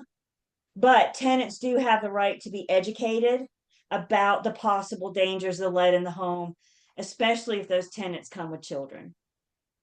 So it's all about educating the public. Yes, ma'am. I'm sorry, I have so many No, questions. please. Just I for like it. just for clarification Yes. about the lead-based paint, because Uh-huh. the buyer now in this in the state of North Carolina, the buyer, it's a requirement that the buyer have that lead-based paint inspection prior to 1978. They don't have to. Well, that's a They don't have to. I'm disclosure. just telling them, because of the year your home was built, it may have lead in it. Is this something you want to inspect? Is this something you want to learn more about? Okay. Because I I'm think not. Go ahead. The seller, though, has to provide a disclosure. If they know. That's If- the key there, Jessica. Okay, if they If the know. seller has had it tested in the past, Okay. then they have to release. But guys, remember, the seller can only disclose what they know. Mhm. Okay. So maybe they're do-it-yourselfers. Maybe they've painted this house themselves and they never had that professional contract work come in. Does that make sense? They can only disclose what they know. But you're right. If they know of lead in the home, then they do have to disclose. By the way, you guys, in North Carolina, we're a caveat emptor state, which means the seller doesn't have to disclose Buyer much. beware. Buyer beware. And to my knowledge, the presence of lead in the home is the only thing that the seller has to disclose in North Carolina, if they know. That's the key there. And the reason being is because lead-based paint laws are federal laws, caveat emptor is a state law. So federal overrides state. And to my knowledge, that's all the seller has to disclose.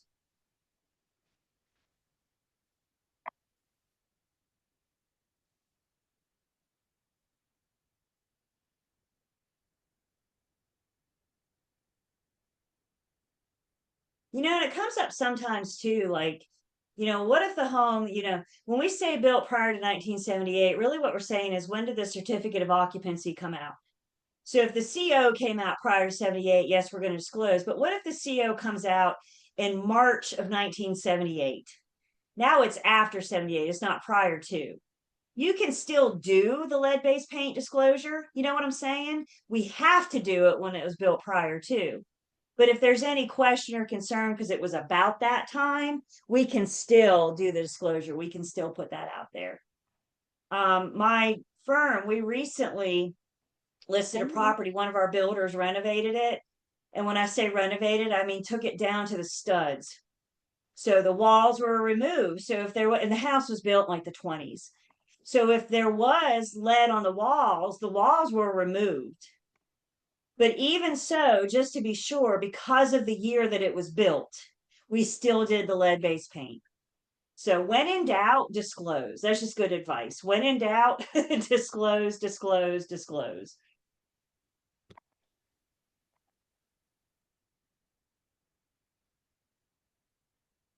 Another thing we're going to want to encourage our buyers to have inspected, another optional inspection, is the radon test. Do we remember the PICU carries? How many PICU carries? 4.0 or higher. You need a mitigation system. Environmental Protection Agency says radon levels 4.0 or higher may pose a risk, may pose a health hazard. You can't smell radon. It's an odorless, tasteless gas. So the only way to know if there's radon in the home is to test for it. And again, our home inspectors can help us with this. So the home inspectors either have the testing kits or they know somebody that does. They test for radon. They set up these contractions in the home. And it's like it takes a snapshot of the radon level every hour. And after 2 or 3 days, it does an average of those snapshots. And if the average is more than 4.0 picocuries, we have something we need to address. If it's less than 4.0 picocuries, then there is no concern. But the only way to know for sure is to have it tested. Julie, I have a question about Yes. radon mitigation systems. Because I Yes. actually showed a house this past week. I saw my very first radon mitigation system in real life. And I was really impressed when I turned around and the buyer was like, oh, that. And I'm like, oh, actually, I know what that is. I know what this So- is. And you Right. So she asked me, she's like, well, if you have a radon mitigation system hooked up, how often should you test the radon level? How often should you do that? And how do you do that if you Yep. already have the mitigation system? So the recommendation, Jessica, and this is why, the recommendation is that you test every 5 to 10 years if you have a mitigation system, because what the mitigation system does is it drills into like the lowest level of the home. So like the crawl space, for example, and it's got fans, and the fans pull the air out of the crawl space. It goes up the outside of the house, and then it releases that air out to the atmosphere where it belongs. Right. The problem is those little fans that pull the air don't Get last gunked- forever. You're right, and they can get gunked up. Like And they fans can get collect gunked up. dust. So even if, and you're going to walk into homes and see radon mitigation systems. I mean, I had buyers the same thing. It was my first one too. And we stood in the basement and we talked about it and we had a conversation about it. And I took pictures because it was my first mitigation system. I was like, I want to look at this later, you know. And my buyer said, should we get this tested? And I said, I think so. And we did. And I don't remember the number, but it was over 4.0.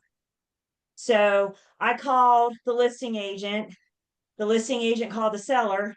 The seller called their radon mitigation guy who came out and replaced those fans. Okay. Then we had it retested and now we're down to like under 4.0. So Perfect. that's a great question, Jessica. Just because we see a mitigation system, I'm not going to look at a buyer and say, oh, you don't have to worry about radon. I'm going to say, I see it. But I mean, seriously, with this is like 125, 150 bucks. This is one of their cheaper inspections. You know, if nothing else, it's 125 bucks for peace of mind. Yeah. And the other thing I'll say too, Jessica, you're in Winston, right? Yeah. A couple times a year, the Winston-Salem Board of Realtors does a home inspection class. And it's really cool because they actually like take you to a house and they show you what the home inspector is looking for. So the next time you see that come across your email, I suggest you get in on that. But another thing you get to do is meet the radon mitigation guy. I'm sorry. I think they just held that class at the beginning of October. So when they offer it again, and they will. Yeah. But one thing you get to do is meet the radon mitigation guy. And he's a really interesting guy to meet. So learning more about it. But you know, the other thing too is there's home testing kits. Like you can go to Lowe's and get a home testing kit. And the radon mitigation guy said that that's a good place to start. So for your seller that says, it's been 7 years, should I have this tested? I don't know what it costs, but go to Lowe's and get you a test and see, because if it's high, then you know your fans aren't working anymore. You know what I'm saying? Yeah, and I mean, one thing I've definitely learned in the last couple of weeks, because I've been asked a lot of questions from like at open houses from like unrepresented buyers who aren't like looking to hire a real estate agent. And I'm like, my advice to you is get everything inspected. It's the only insurance you have for the money you're spending. Yeah. So, and it's interesting because there are a lot of uninformed buyers who like think because we went through 2020 that it's not a big deal. And I was like, that was a unique time we never want to revisit. Because if I had been an agent then, I still would have been like, no, you shouldn't buy this property without an inspection. You have no It- insurance if you do that. exactly. And Exactly. And I mean, 2020, it was like the wild, wild west out there. It was a whole new right, world. And we're not there anymore. And a lot of sellers still want to be, because prices were better in 2020. But the fact is we're not. Shoot, we're almost in 2026, aren't we? I mean, we just flipped another calendar again this morning, didn't we? So time marches on. And Jessica, I love that I heard you say that, because there were a lot of agents in that market. Things were happening fast. And there mhm, were a lot of agents in that market that got themselves in a situation because they didn't take or make the time to yep. explain these things to the buyer. So no matter the I market, no matter how swiftly it's moving, I still yeah. have my duties to my buyers. I actually bought a house in 21 and I had used my realtor before because we had bought and sold a home. And it Mhm. was so hard to find a home because everybody was paying cash and they were waiving inspections. And we had looked at a property we really wanted and it was a new build. And I was like, well, do we really have to get an inspection? And she said, no matter what. And ethically, I cannot allow you to do this without one. And I was like, Yeah, okay, well, thank you for the advice. And she was yeah, absolutely right. And we waited, and eventually we did find the perfect place and the perfect good, situation for us. And good. we got inspections, and everything was good. C&T, buyers, it's new construction, it doesn't need to be inspected. Well, humans build it. I don't care if humans build it today or if humans built it 100 years ago. Humans build Yep. it. Humans make mistakes. It's just, so even brand Yeah. new construction that they just put the doorknobs on. Yes, yes, we need it inspected, absolutely. Because I'm not going to look at a buyer and say, oh, it's new construction. I'm sure it's fine. There's no problems. Yeah. No, y'all be And careful what you say. right now, we just had a meeting like last week because we had some buyers buying a new build.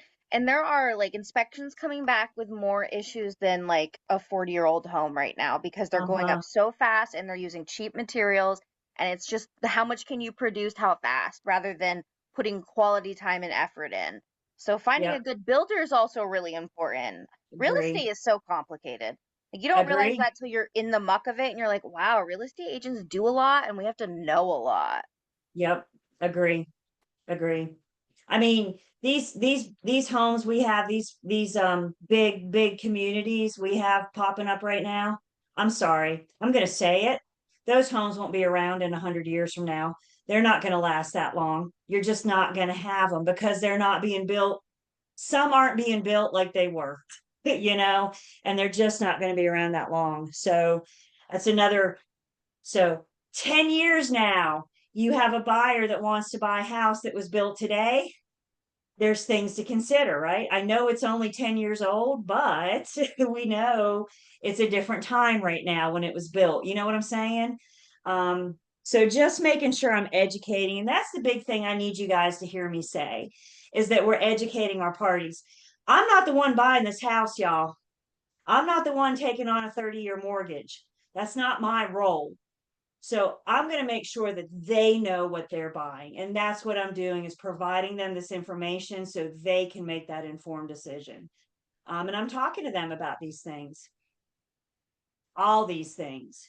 You guys, we got checklists, we got systems. I never want you guys to feel like you're out there trying to figure it out on your own, because there are tools in place to make sure that we remember to tell them about radon and lead-based paint, and and if I may piggyback off of fair housing for a moment, what we do for one, we do for all. So if you have a checklist for this buyer and you use that same checklist for the next buyer and the buyer after that, and the buyer after that, does that make sense? At least we know we're doing the same thing for all of our buyers, all of our sellers. I'm a big fan of checklists. Mhm. Something else you might run into built prior to 1978 is asbestos. Oh, yeah. Asbestos was used as an insulation, maybe around piping in a crawl space or a basement. It helped to heat the insulation. You can also find it in like floor and ceiling tiles. Again, anything built prior to 1978. Asbestos is just fine when it's intact. Mhm. The problem with asbestos is when it becomes friable. Mhm. And when it becomes friable, the little particles break out to the air, and you and I breathe that air. So all those little particles get into our lungs. And long-term exposure to asbestos is the concern. You guys have seen the commercials, and I never say this word right, I'm sorry, but you've seen the commercials. If you or a loved one have mesothelioma, that Mhm. word, that's long-term exposure to asbestos. That's what they're calling out. Again, prior to 78, you and I can see if there's asbestos in the home. We can encourage our buyer to have it inspected. The home inspector is almost always a great place to start. Just tuck that in the back of your brain. If the home inspector can't do it, then they know somebody that can. So all these tests, all these inspections, the home inspector. The big concern, if it's not friable, let's say it is intact and it's just fine.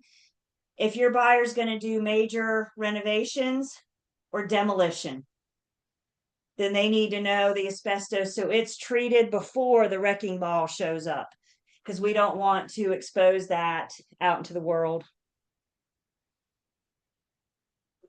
I remember my elementary school, they treated asbestos one summer. And I remember the whole summer, my elementary school looked like a circus tent. I mean, they had it covered all summer, just containing it to try to do what they. I went back the next fall and I'm still here to talk about it. So I think I did. I think I did okay. But it was really weird to see your school tented up like that, you know. But now I know that's what they were doing, is they were taking care of that asbestos.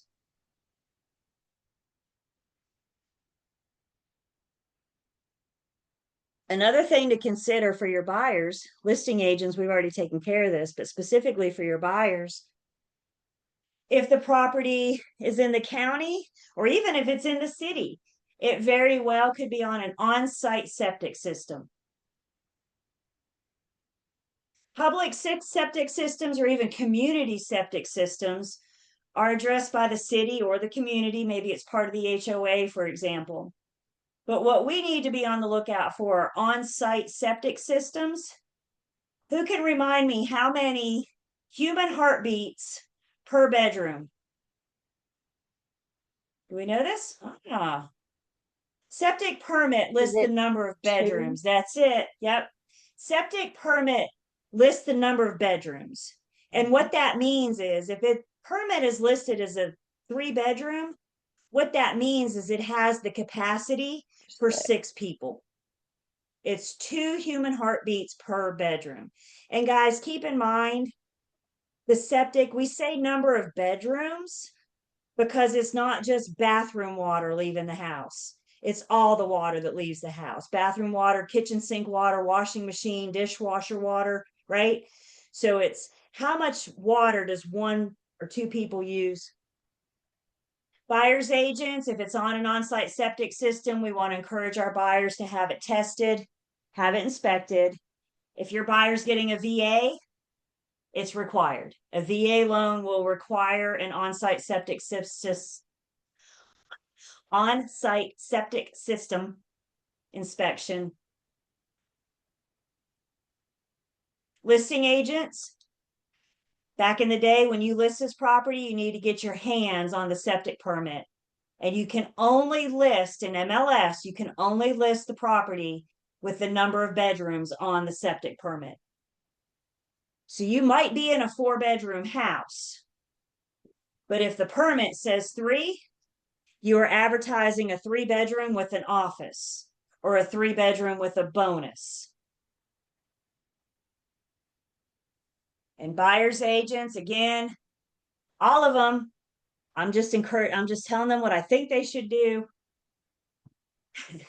And if they do want to get the septic inspected as part of their due diligence, listing agents, I need you to prepare your sellers, because the only way to inspect the septic system, those things are underground. And the only way to inspect it, they're going to show up with a backhoe. So your sellers need to be prepared for that, because if they don't know that, they will freak out. So I had one, the wife called me. I thought he was going out the door with a gun. I was like, oh, it's cold. It's cold. They were hot. And I was like, and they were friends of mine, so I could get away with saying stuff to them that I couldn't to other clients. You know what I'm saying? I was like, how do Yeah. y'all think they're gonna inspect that? I mean, come on, they got to get to it to inspect it. It's underground. They're gonna show up with the backhoe. That would be terrifying though if you didn't know.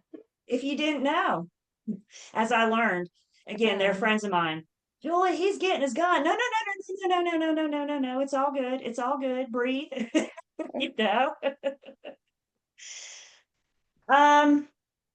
Let's see, 2 on site.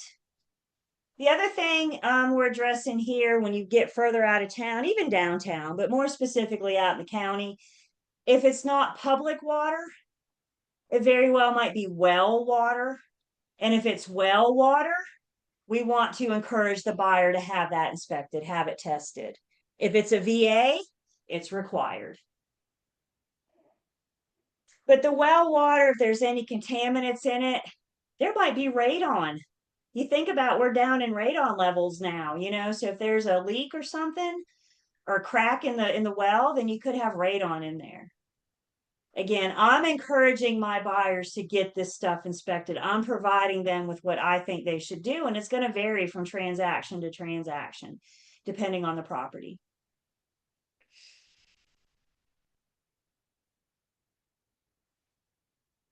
Another thing to consider, are there any rezoning notices? We need to be familiar. We are the experts of our market, which means whatever market, you don't need to memorize zoning ordinances. Please don't try to do that. However, you need to know where to go to find them. You need to know where to go to direct your people so they can learn more about this rezoning or this road widening project. So we have sources. Just Google Winston-Salem zoning and it's going to pop up any rezoning or zoning amendments on the table. Make sure you're checking out NCDOT's website for buyers and sellers. Because it might be that the road widening project has been approved, but they haven't shown up with the equipment yet. By the time they show up with equipment, they are so far into the approval process. But by checking the websites, DOT and the zoning, the city zoning, if there's anything that we need to do to inform our buyers or sellers, remember, you guys, we always have a duty to disclose material facts, period. We always have a duty to disclose material facts. I don't care if you're talking to a client or a customer. Disclose, disclose, disclose. And part of how I can disclose is because I take my steps, my efforts to discover. I'm going to the zoning sites. I'm going to NCDOT. I'm helping them get that information. If you're in an HOA, we might be dealing with some covenants. Covenants are our private restrictions. So helping our buyers get their hands on their covenants so they can learn the law of the land, if you will, the bylaws and the articles of incorporations. What are the rules? If your buyer looks at you and says, I want to park the RV in the driveway, I want to build a fence, and I want street parking, okay, we need to check the covenants because it might be that the covenants doesn't allow some or all of that. They vary from HOA to HOA. So just because you've seen one set of covenants means absolutely nothing for the next HOA. Does that make sense? When it comes to covenants, my job is to help my buyer and seller get the covenants. I cannot interpret the covenants. My job is to provide them. Here you go. If they say, what's this mean? Or I don't understand that, I need to get them to the HOA or to the closing attorney so they can interpret them for them. So there's a lot. Remember those gears we looked at the top of this chapter? All those gears we've just kind of identified, and maybe this transaction has all these gears, maybe they don't. That's what we're saying. They're all going to be different.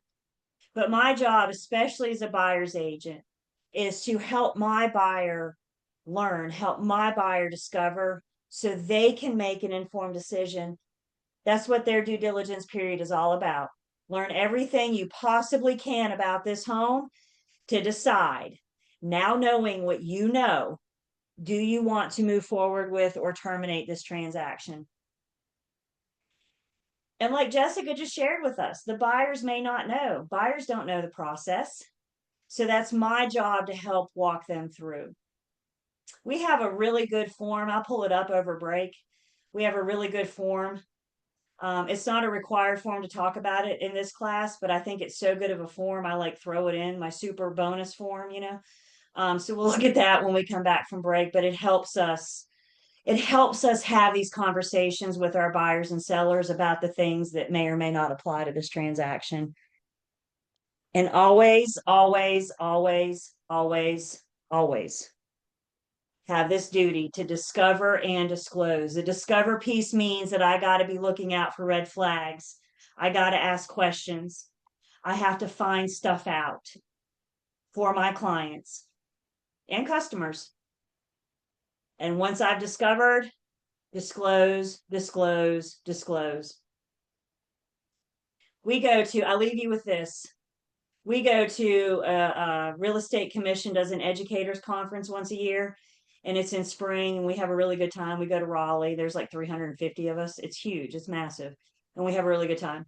And one thing that we get from our spring conference each year, they give us like a little pie chart that tells us the disciplinary actions for the last year. So they tell us the number one disciplinary action. You know, I'm not kidding. For the last 4 years, material facts have been 46 to 48%. Oh, wow. Half of the disciplinary actions have been over material facts. Disclose, disclose, disclose. When in doubt, disclose. Is everybody hearing me? It may not be important to you, or you may not know if it's important to them. Let them decide if it's important to them. Mm-hmm. Questions, comments? Not really right now. We're good. Not really right now. Cool. Let's take a break, synchronize our watches. I got 11:11, so we'll come back at 11:21 and Okay. we'll keep going.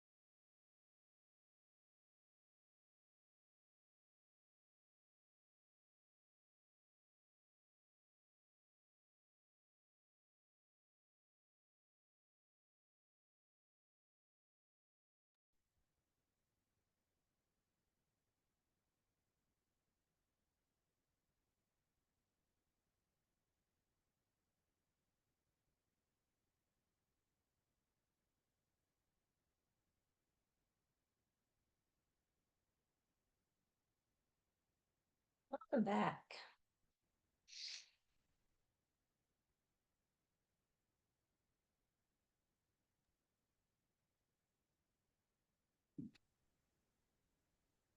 All right, so kind of piggybacking off what we were just talking about again, I got a whole list of forms in this class to discuss, but something not on the list that I think is just as important, because I think this is our form, and some of you may have already met it, but if not, just in case, we have a form called the Professional Services Disclosure and Election. This is one of our NC Realtor forms. And this is a fantastic form. If you never heard those two words together, you just did, because this form is that good. Because this is our form, you guys. This is a tool that you and I can use when talking to buyers and sellers about the different services that they may or may not want during the transaction. And as you can see here on the left, we talk about some inspections, the closing attorney, the appraiser, etc. But then the client, the consumer, has two choices. They can waive this service, or they can select and opt to use this service. If they select it, we're going to take it a step further and say, are you going to order it? Are they going to order it? Does the lender order it? And then who's going to provide the service? So when we're meeting, I mean, we don't use this as much for sellers, but when we're specifically with buyers, we can talk to them about the home inspection, the radon, the surveys down here a little bit, homeowners insurance. You can see, and then if there's things that we want to talk to them about that are not on this form, then we have some spaces to fill in some extra services. Jessica, do you guys use this? Have you met this one yet? Just one time, you're on mute. I was gonna say, can you scroll up so you can see the top of the form? Yes. It's a good one. Bryson, we call this a required form, which means you're going to see it a lot, because this is the form, imagine a scenario: buyer buys, we go to closing, it's a done deal, we move on. And then the buyer discovers something. And I hate to say this, you guys, but when they're starting to get a little buyer's remorse, they're looking for somebody to point fingers at, somebody to blame. And who's one of the first people they think of to blame? You're a real estate That'd agent. be me and you, right? So this form, we use this like, do you want this service or not? So if they come back and say, maybe for some dumb reason they waive the home inspection, and they come back and say, well, my agent didn't tell me to get a home inspection, you now have your documentation that says, oh yes, I Yes, did, I and they did. waived that service. Guys, please listen to me. I think, this is just my opinion, you know what that means. If this ever winds up in a court of law or in front of the real estate commission, I don't think this form alone is enough. I do think this form is a good start. So in addition to this form, we need to explain why these services are important. I'm not just saying, do you want a survey? Select yes or no. I'm saying, do you want a survey? And this is why I think you should get one. So we got two forms of documentation going on. So yeah, we'll just call this your bonus form. But I do think this is one of the better forms that you and I have to help protect ourselves. Like I said, we require it at my firm. And I think, sounds like Jessica does as well. It sounds like many firms do. If you're a numbers person, this is 760. There's hundreds of forms. So sometimes knowing the number is easier to find the form. Hundreds, maybe even thousands of forms. I don't know. There's an old joke. There's a form for that. And there is. Most of the time. And if there's not a form for that, we call an attorney. All right. So we've gotten our buyer through all these inspections. We went through the professional services, election disclosure. We talked to them about why these things are important. And when we get into our contract, obviously when we go back and put it under contract, we're going to spend time talking specifically about the due diligence period, what that means for the buyer. But the big picture of the due diligence period is for them to learn as much about the property as they possibly can to decide, now knowing what I know, do I want to move forward with or terminate the transaction? And once your buyers had all their inspections and investigations, there's a really good chance that they may want to ask the seller to do repairs. So first off, is the seller obligated to do any repairs? No. Not a thing. Y'all, they don't have to change a light bulb if they don't want to. There's a very important sentence in our contract that we'll see that says this property is being sold in its current condition, which means the seller doesn't have to change a daggone light bulb if they don't want to. So as a buyer's agent, your buyer wants a whole bunch of stuff done. Buyer's agents, we need to explain this to our buyers. The seller's not obligated to fix anything. I'm happy to ask, but you need to be prepared for the seller to say no. And now knowing what you know, i.e., the seller's not willing to fix anything, do you want to move forward with or terminate this transaction? Now knowing what you know. So we can always ask, even if the property is advertised as is, as a buyer's agent, remember who you work for. And if your buyer wants you to ask for repairs, just prep them. They say as is. I don't know if they will or not, but I'm happy to submit the request. If the seller is willing to do any repairs, then we're kind of back in round 2 of negotiations, or anything in lieu of repairs. Maybe we renegotiate the purchase price, or the seller agrees to some concessions in lieu of repairs, things like that. The seller can pretty much say, yep, I'll fix everything on your list. I'm not going to fix anything on your list, or I'll fix this, this, and this. And that's why we're kind of back into round 2. So when it comes to our repair negotiations, we have forms. And specifically, I got a due diligence request and agreement form. You don't need to know the numbers, they're just there for reference. And if we're going to do things in lieu of repairs, then we may need to do the agreement to amend the contract.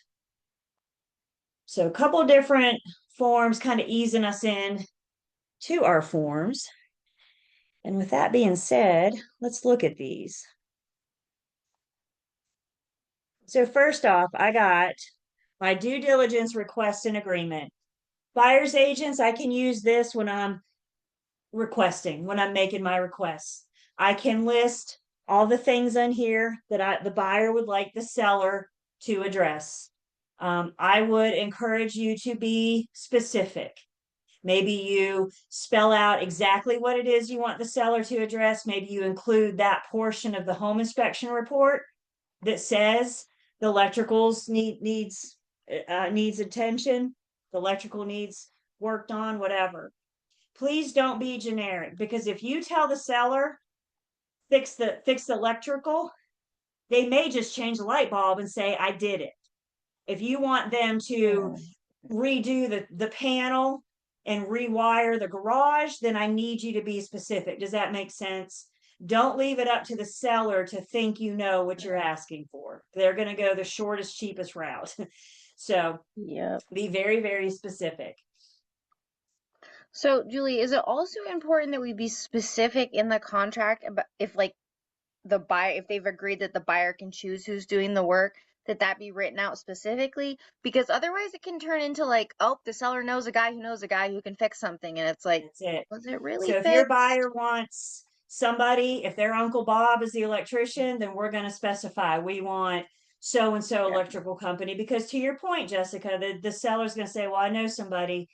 But if your buyer, and I've even been known to put verbiage in there, like if we don't care who does it, I don't care what electrician does it.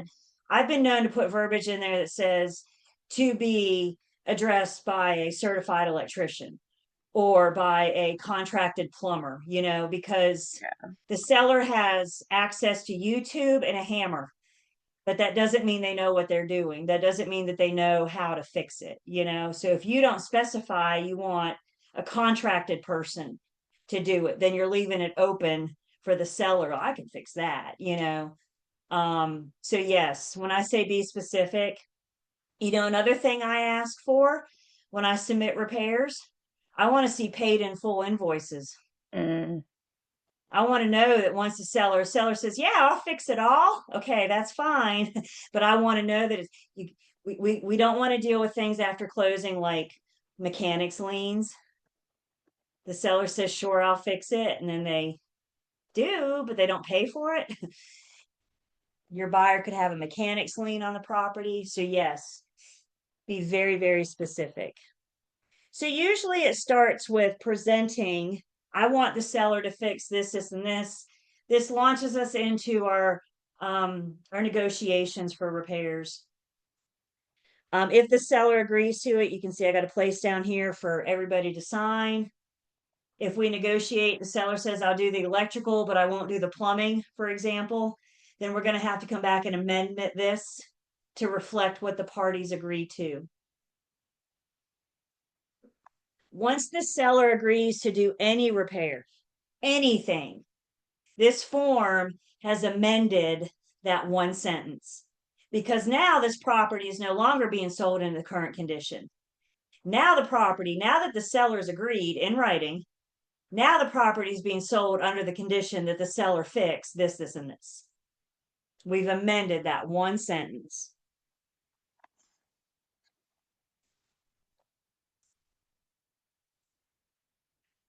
Another option or thing that could come up, you may hear verbiage out there that says something like in lieu of repairs. So maybe the seller doesn't want to deal with the electrical. I'm not going to lie, I can't say I blame them. I'm trying to move myself. I'm trying to get packed myself. I got a lot going on. So maybe in lieu of repairs, we can work to renegotiate the purchase price or seller pay closing costs. If we're going to do things in lieu of repairs, that takes us to our agreement to amend the contract. I'm already under contract, but now we have agreed to change those terms. An amendment is a change. And as you can see, amongst other things, we could amend the purchase price. We could add additional earnest money. We could add due diligence fee, due diligence time. Maybe we decide we need more time and the seller's willing to give us that more time. We can amend the settlement date, seller pay closing costs, or maybe in lieu of repairs, I'll just buy a home warranty, right? It's whatever the parties can agree to if the seller's willing to enter into this negotiations, if the seller's willing to do anything. So two big forms with negotiating repairs, the agreement to amend and or the due diligence request and agreement.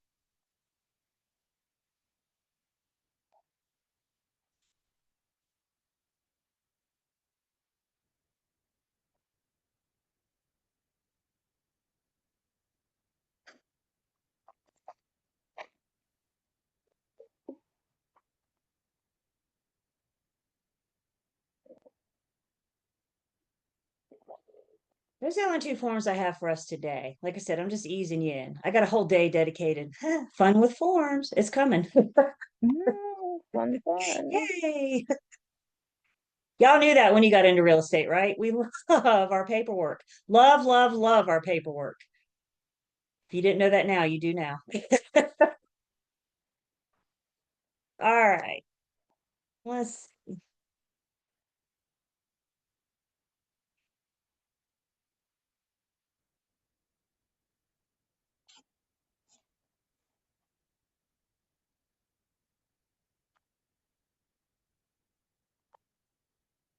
we mentioned earlier the settlement agent, also known as the closing attorney. We tend to use it closing attorney in real world vernacular, but their truth is they're a settlement agent because North Carolina is a settlement meeting state. So what that means is North Carolina is a state that uses the settlement agent, the closing attorney. Other states may use the title insurance company to conduct closings. But North Carolina is a settlement agent state, a settlement meeting state. What are you in South Carolina? I'm just curious. Do you guys use closing attorneys or title insurance? You're on mute.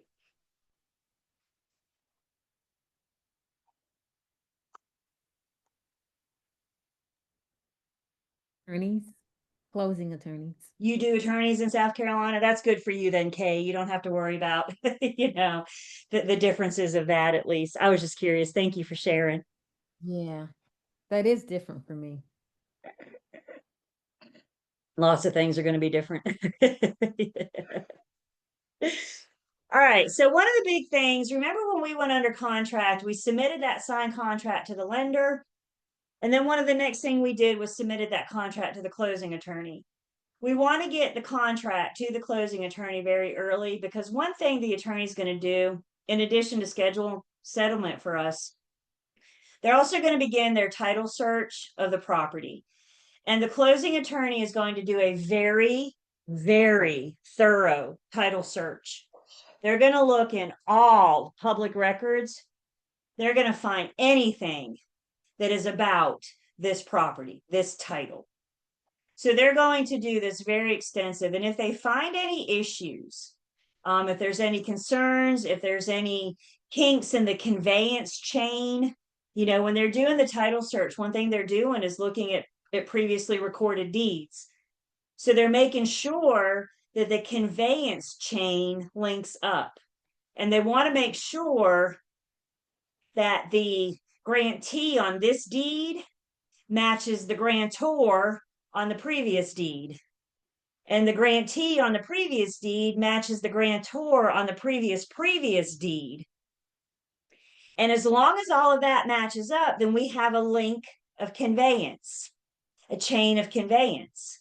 But if there's ever an issue where the grantee on this deed doesn't match the grantor on the previous deed, now we got an issue. And things like that are things that attorneys are looking for, things that they may need to get with the seller prior to settlement to address. I think it's important that we remember always that the buyer hires the closing attorney, which means the closing attorney represents the buyer in this transaction. And for their buyer client, the closing attorney's job is to make sure that the seller's passing clear marketable title. And if the attorney learns that this title is not clear or marketable, then the attorney will get with the seller to clear it up. That's the attorney's job, is to hand their buyer clear marketable title. So it all starts with the title search, very, very thorough search. In North Carolina, if you buy property with a valid lease in place, you buy honoring that lease. You're going to acquire that tenant. So if we're purchasing a property, the attorney can assist in doing a lease assignment. With an assignment, all the terms are going to stay the same. The only thing that changes is the name of one of the parties. And in this case, what's going to change is the name of the landlord. Today, the landlord is the seller. Tomorrow, they're the buyer. And the attorney can address in drawing up the lease. They're involved in, we got to get the security deposit from the seller to the buyer. We got to get the buyer all the tenant information. I have a form to assist with that. So we'll see that next weekend when we look at our forms. Everything that the seller should provide to the buyer about the tenant, about the lease. I think we can all agree with the statement that a buyer deserves to know what they're buying. That's a pretty fair statement, right? So if you're buying a house with a tenant, you deserve to know what are the terms of the lease, where's the security deposit, how much is the security deposit, is the tenant delinquent, are they behind on rent, things like that. And I think the buyer, and that's what we're addressing in that form that we'll look at next week. Okay.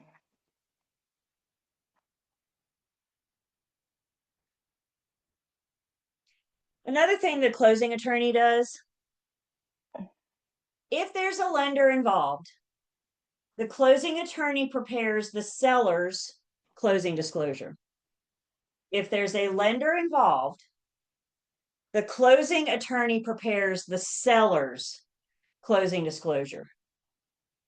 We will learn that the lender does the buyer's. But at some point, the lender has to send the buyer CD to the attorney. So at some point, what I'm saying is lender and attorney get together. They communicate. They make sure that all these numbers for the buyer specifically line up. If it's a cash buyer, the attorney's doing everything. They're doing the buyers and the seller CDs because we don't have a lender involved. We're going to talk in just a bit about TRID, those lender laws, and when that would apply. But the attorney, again, if we have a lender involved, the attorney and the lender are communicating on what goes in the CDs. Everybody's checking their numbers. It's all good. Another big role or responsibility for us, where we're heading actually, is you and I have a duty to review these closing disclosures for our buyers and sellers. And that's why we're going to spend time in this class learning more about the math, the mechanics behind the CDs. So, you know, a day or so prior to settlement, you and I will get the CD for both buyer and seller, depending on who you represent. And we have this duty to review it for accuracy. And that's where we're heading by doing the CD math in this class. Buyer's agents, once you review the CD, you, the agent, get to tell your buyer how much in certified funds they need to bring to closing. You and I are calling the buyer and saying, I've reviewed your CD. It looks good to me. Do you have any questions? If not, I need you to go to the bank and get X amount certified cash or certified check or wire funds, wire transfer. I'm telling them how much to bring to closing tomorrow or the next day. They cannot bring a personal check. I need readily available funds.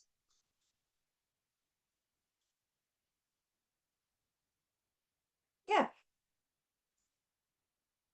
So make sure I have a clear understanding.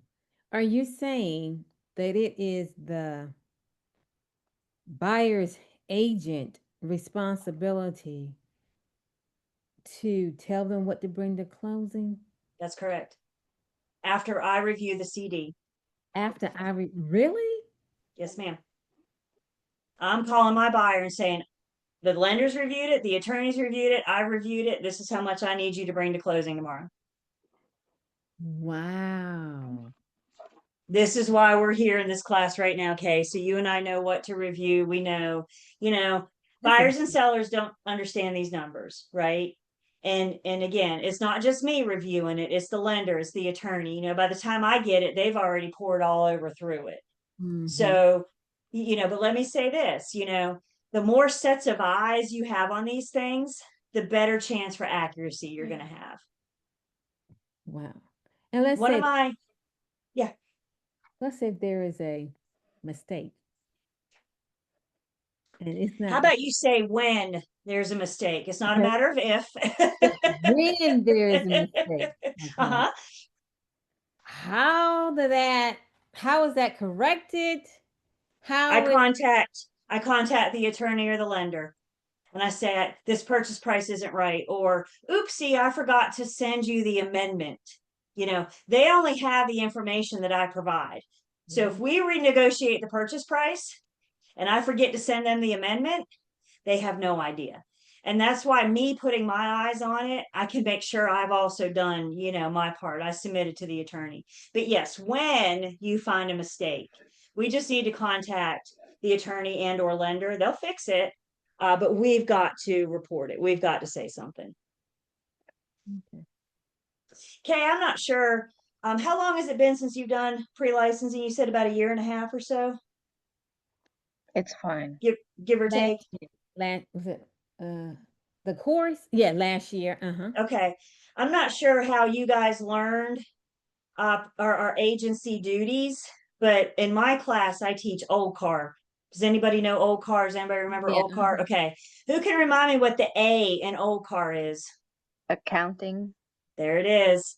And so here I am accounting for my buyers and sellers' final numbers. It's my duties under OLCAR to make sure that their monies are accurate. And that's why we're here in this class doing this. That's why we're going through this. But absolutely, once I review it, one of the last closings I had, the lender sent the buyer an email, like we were a day or two away from closing. And the lender sent the buyer an email and CC'd me on it. And like big, red, bold, all caps. Do not go to the bank until you've talked to your agent. And I was like, thank you. Thank you. Because so many times buyers see a number, but it's not the final number. You and I review the final, and that's when we can say, again, readily available funds. So either a certified check or a wire transfer. It's usually up to the attorney which one they prefer.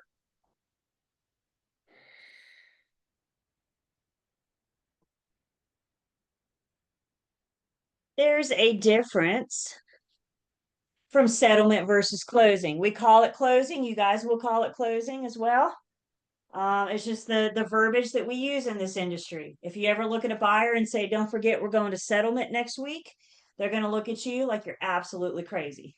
So the difference in settlement versus closing, the truth is, you guys, I have never attended closing. None of you, unless you're attorneys, none of you have ever attended closing. What we attend is settlement. Settlement is when the buyers and sellers submit their signatures on all the required paperwork. Settlement is when the buyers submit their funds. How much do they have to bring to closing? If your seller owes any money, settlement is when they will bring that money. So settlement is for the attorney to gather money and signatures from buyers and sellers.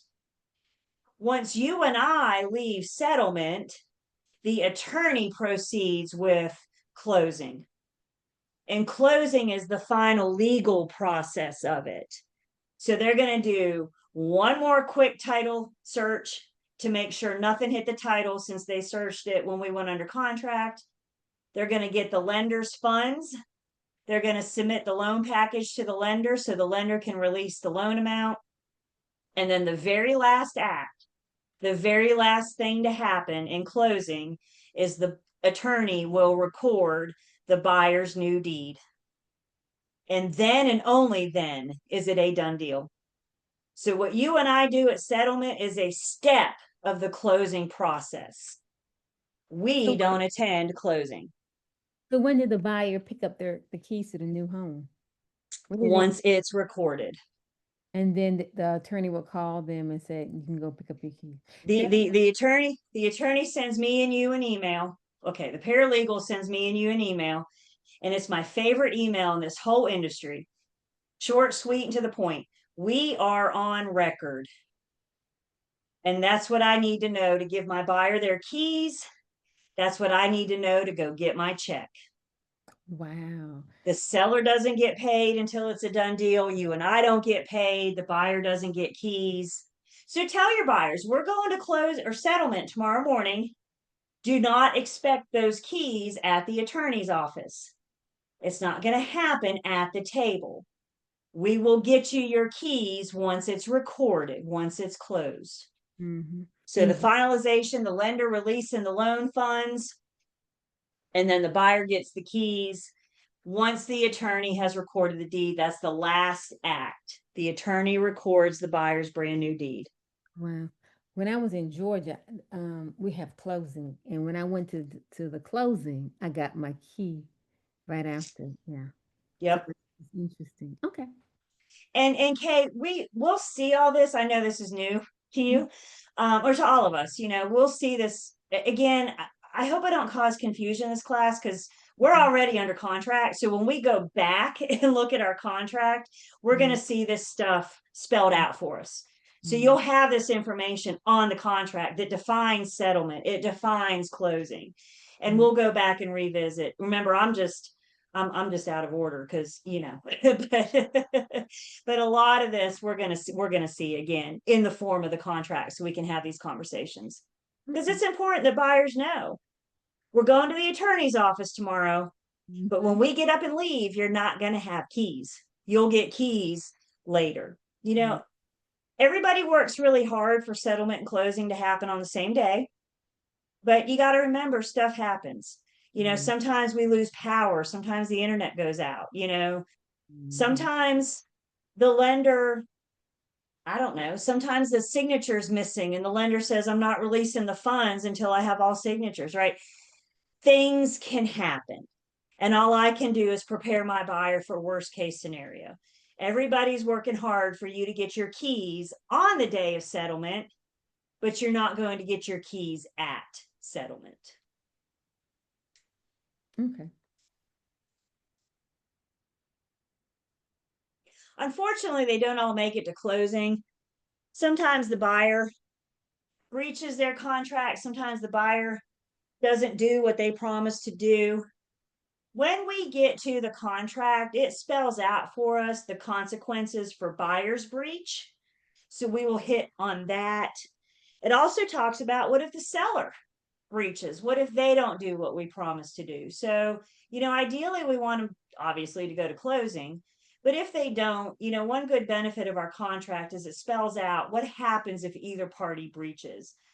And so again, we'll spend more time on that when we get back to our contract. So that's like in a nutshell, the contract to closing process. It's a bit of a whirlwind, I know, because there's a lot. But I hope what you heard was the importance of things like checklists and professional services, disclosure and election, to make sure that I'm letting my buyers and sellers know their options, the things that they should consider doing. Always remember, and I can't make anybody do anything. All I can do is recommend and encourage. And what I want you guys to do is document the heck out of these conversations, you guys. I don't have to tell you, put real estate aside for a second. I don't have to tell you, we're in a very litigious society right now. Now bring real estate into it. People like to sue at the drop of a hat. Yeah. And what you have to protect yourself is your documentation. You're not going to be able to stand in front of the judge or the real estate commission and say, I didn't do it. They're going to need to see your proof. Comments?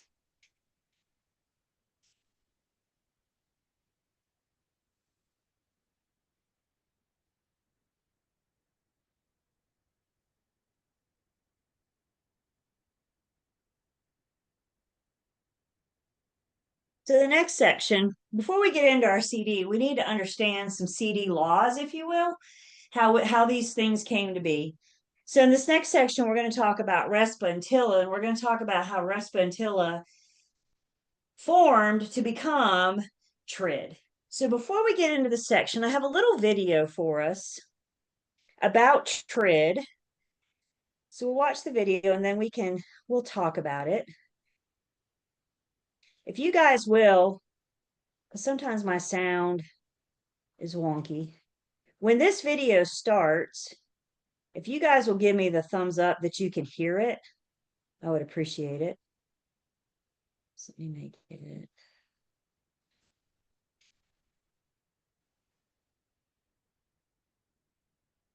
So, what is TRID? Well, let's start at the beginning. Whoa, that's too far. Let's start in 1968. That's when Congress passed the Truth in Lending Act to help promote the informed use of credit. The Federal Reserve was charged with implementing the act, so it introduced Regulation Z, which required lenders to issue a good faith estimate, also called a GFE, and a Truth in Lending Statement, also called the TIL, to loan applicants. Fast forward. Wait, that's too far. In 1974, Congress passed the Real Estate Settlement Procedures Act, known as RESPA, to add transparency to the cost of settlement services. The Department of Housing and Urban Development, also called HUD, was charged with overseeing the new regulations, so it issued Regulation X, which required a HUD-1 settlement statement at the close of real estate transactions. Fast forward once more a few decades and you'll see the economic crash of 2008 and the subsequent housing collapse. Then, in 2010, Congress passed Dodd-Frank, which created the Consumer Financial Protection Bureau, also called the CFPB. This group was charged with integrating disclosures under TILA and RESPA. That brings us to October 2015, when a 1,888-page CFPB rule is effective that gets rid of the TILA, says so long to the GFE, bids farewell to the HUD-1, and introduces two new shiny disclosures called the loan estimate and the closing disclosure. Well, those two little forms mean a whole lot of change for the real estate industry, and it's not just affecting lenders. Home builders, real estate agents, escrow professionals, and title agents are all in the same boat. TILA-RESPA Integrated Disclosures, or TRID, requires a lot of time and resources dedicated to preparing for process and software changes. Here at First American, we're ready to make this transition as seamless as possible for our customers. We're engaging with lenders, retooling our technologies, reorganizing our processes, and training our people to ensure that they know how to keep customers and transactions on course. Make sure you're keeping up with the times. Call your First American representative to find out how we can help keep your business and transactions on track. Okay, so that just kind of gives us, and this is just YouTube. I'm happy to I'll put this link in the chat if you guys want it to review this little video earlier. But what I like about this video is it just gives us an introduction to TRID. So again, if you want it for future, it's there, not required, but I just threw it in there. A little bit of history lesson for us before we learn more about TRID. So as we got from the video, understand RESPA's nothing new. TILA's nothing new. They've been around for quite some time. What is different is the integration of them. And the integration of the two is what we refer to as TRID. TRID is the acronym of all acronyms. We love acronyms in this industry, my goodness. And TRID doesn't get more acronymy. It's a word now. It doesn't get any more acronymy than this. The T in TRID is an acronym for TILA. TILA stands for the Truth in Lending Act. The R in TRID is an acronym, is RESPA. RESPA is an acronym for the Real Estate Settlement Procedures Act. So what TRID did was integrated them. It brought the two together. Even though they're integrated today, they still do two different things. When you guys see TILA, what I really want you to see is lending. TILA tells the consumer the cost to obtain the loan. How much is it going to cost me to get this loan? When you see RESPA, what I really want you to see is settlement. RESPA tells the consumer the cost to close. So TILA tells us what it costs us to get this loan. RESPA tells us what it costs to close. TRID integrated them. The video mentioned the housing market crash. Maybe you were following real estate back in that time or not, 2008, 2009, 2010. It was about as pleasant as it sounds. It was a tough, tough time to be in real estate during the housing market crash. There are a cajillion theories out there about what caused the housing market crash.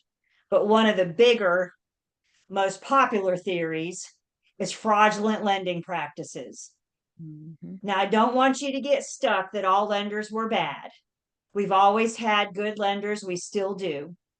But there were enough that was giving us issues. Y'all, before the housing market crash, it was super easy to get a loan. It was almost like Oprah was giving those things out. You get a loan, you get a loan, everybody gets a loan.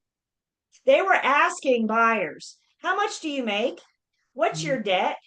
And based off the buyer's responses, they were issuing loans.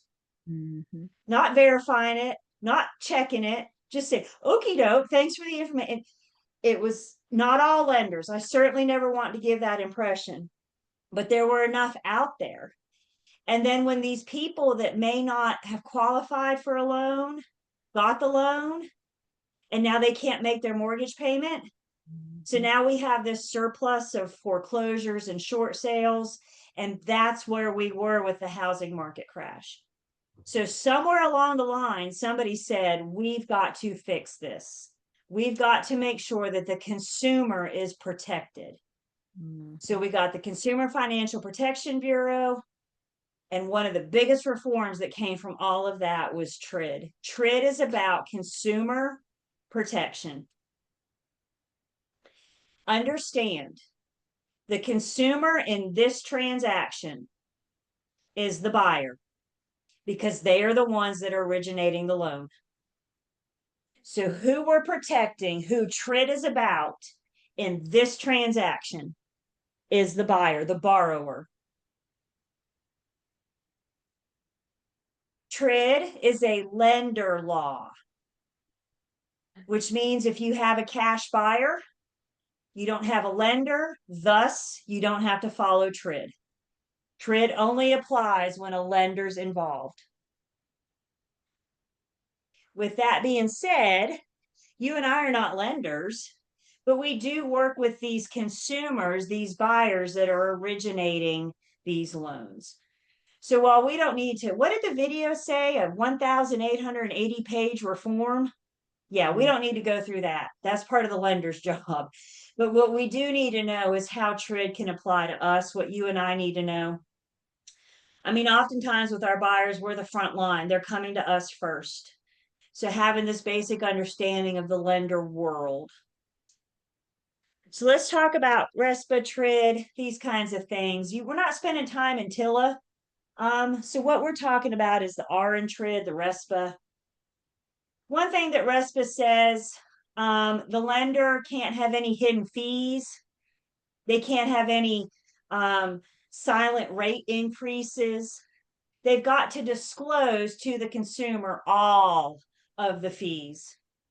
Once the interest rate is locked in, it's in for the life of the loan.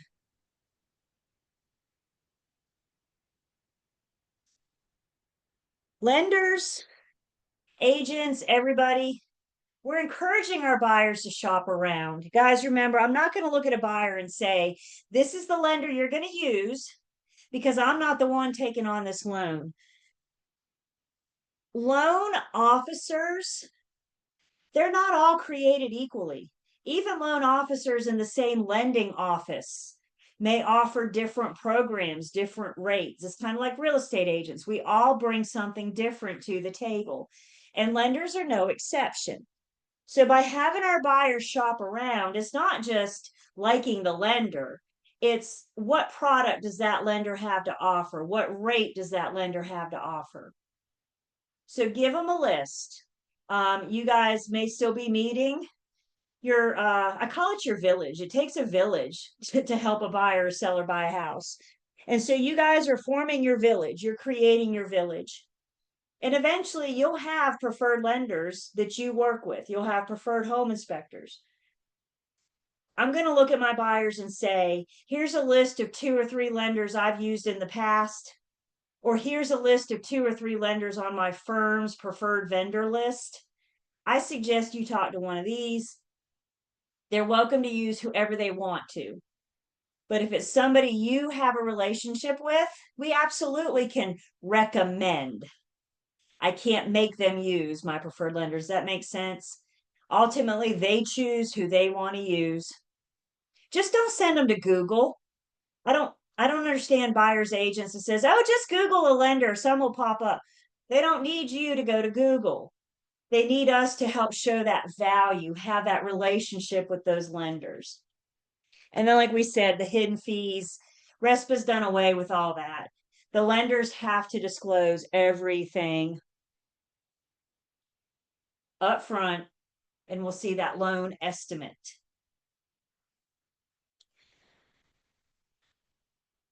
The loan estimate is just that, an estimate. The loan estimate comes out, we'll learn, 3 days after loan application. By the way, in TRID world, 3 is a really good number to remember.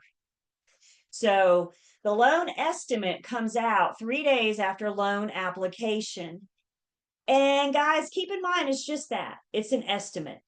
But a lot of lenders overestimate fees.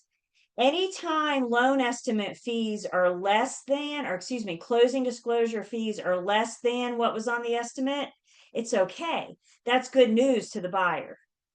TRID has problems when fees are more than the estimate. We want to prepare the buyer for like worst case scenario. This is how much you'd have to owe. And hopefully TRID says those numbers need to be in under that. We're going to look at a sample loan estimate. We'll look at a sample closing disclosure so we can see what those buyers are seeing. But just keep in mind, the loan estimate is just that. Nobody has final numbers yet, but we do want the buyer to see what some of those numbers are. Y'all, I was in real estate before the housing market crash. I was an office admin, and I wasn't doing sales, but I had agents. I remember I had agents coming into my office saying that they just got back from closing. This is pre my housing market crash. They just got in from closing, and the buyers learned about their monthly mortgage payment for the first time sitting at the closing table, sitting at the settlement table. And it's like, here's this big number, commit to it, just sign here. They were seeing these numbers for the first time.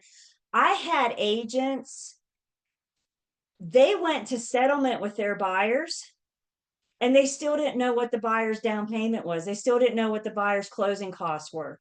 I had agents going to the bank after settlement to get the cashier's check. This is why we need TRID. This is why we needed some consumer protection. Again, not all lenders. I certainly don't want to give that impression.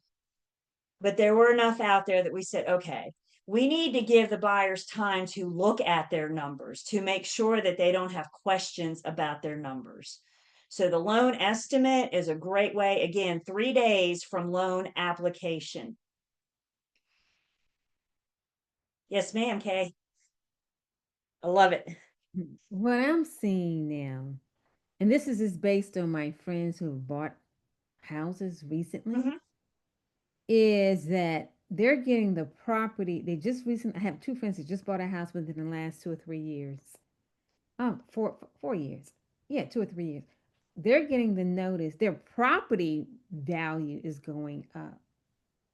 And it's so much more than what they anticipated initially. And they're having problems with maintaining their home because of the property taxes. And you know why taxes are going up? Why? Because values went up 2020, because buyers were paying more than asking price. Buyers were paying, and when I say more, I mean in some cases 5 digits more than asking price. So when value was driven up, listen at me, when value was driven up, all the taxing authorities went, sweet, more money for us. And you're seeing that everywhere. They can get with their local tax assessor. Actually, when I got my tax bill this year, I had a little flyer saying how I can contest this. So if they can contest it. I don't know how far they're going to get, but it's a product of 2020. It's a direct product of 2020. And we're all going to deal with that. Yep. Yes. I have to. Well, they don't live here in North Carolina. They live in Texas and Georgia. Yep. And I'm not kidding. I mean, 2020 was the wild, wild west. And I'm saying people were coming in 5, even 6 digits more than asking price. So again, taxing authorities were like, woohoo, they were all happy when they saw that because they knew, and there's consequences to big markets like the pandemic market, and I think we're starting to see some of those like that, for example. Absolutely. So the loan estimate, again, I got a sample we'll look at. I do want to check that out. Another thing that RESPA addresses is the lender's yield spread premium. The yield belongs to the lender. And just think of the yield as the lender's rate of return. We know most lenders that originate loans sell those loans. So once the loan's funded, once it's originated, then they sell it to another lender so they can replenish their funds so they have more money to lend. And when the lender's selling the loan to a secondary market, they're looking for a high yield. Prior to TRID, the lender would have the borrower pay that premium, pay that spread, so the lender could have a higher rate of return. And Trid said, yeah, no, that's not fair. If you want a higher yield, you need to pay for that. You need to include that in your lender costs. So again, it's just about making sure that the consumer is aware of their costs, of their lending costs, closing costs. And if the lender does charge a yield spread premium, they need to credit it back to the buyer at closing. Trid said they're not going to be responsible for that anymore.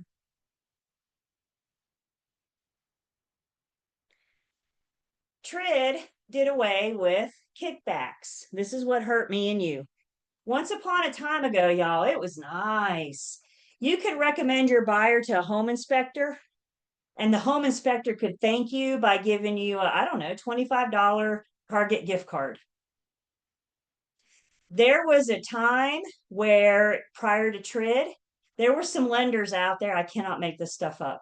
There were lenders out there that for every buyer you send me, I'm going to put your name in the hat. And at the end of the year, I'm going to do a drawing for all inclusive, all paid, I don't know, cruise. Guys, let's be honest with each other. If I can get my name in a hat to go on a cruise, why am I sending all of my buyers to this one lender? Is it because they're the best lender in the block? They offer the best product? I don't care. I want to go cruising. It wasn't about what's best for the consumer. A lot of these kickbacks turned into what's in it for me. So RESPA came along and said, that's it, no more. We are going to eliminate kickback and referral fees, hear me, to or from settlement service providers. You and I are a settlement service provider. We provide a service during the settlement process. The closing attorney, the lender, the surveyor, the inspectors, all those gears we just talked about, we are all settlement service providers. And you can't give a kickback for recommending services. So today, when I send my buyer to this home inspector or this lender, all they can do is call me and say, thank you. They can't offer. And if they do, I cannot accept. To or from settlement service providers.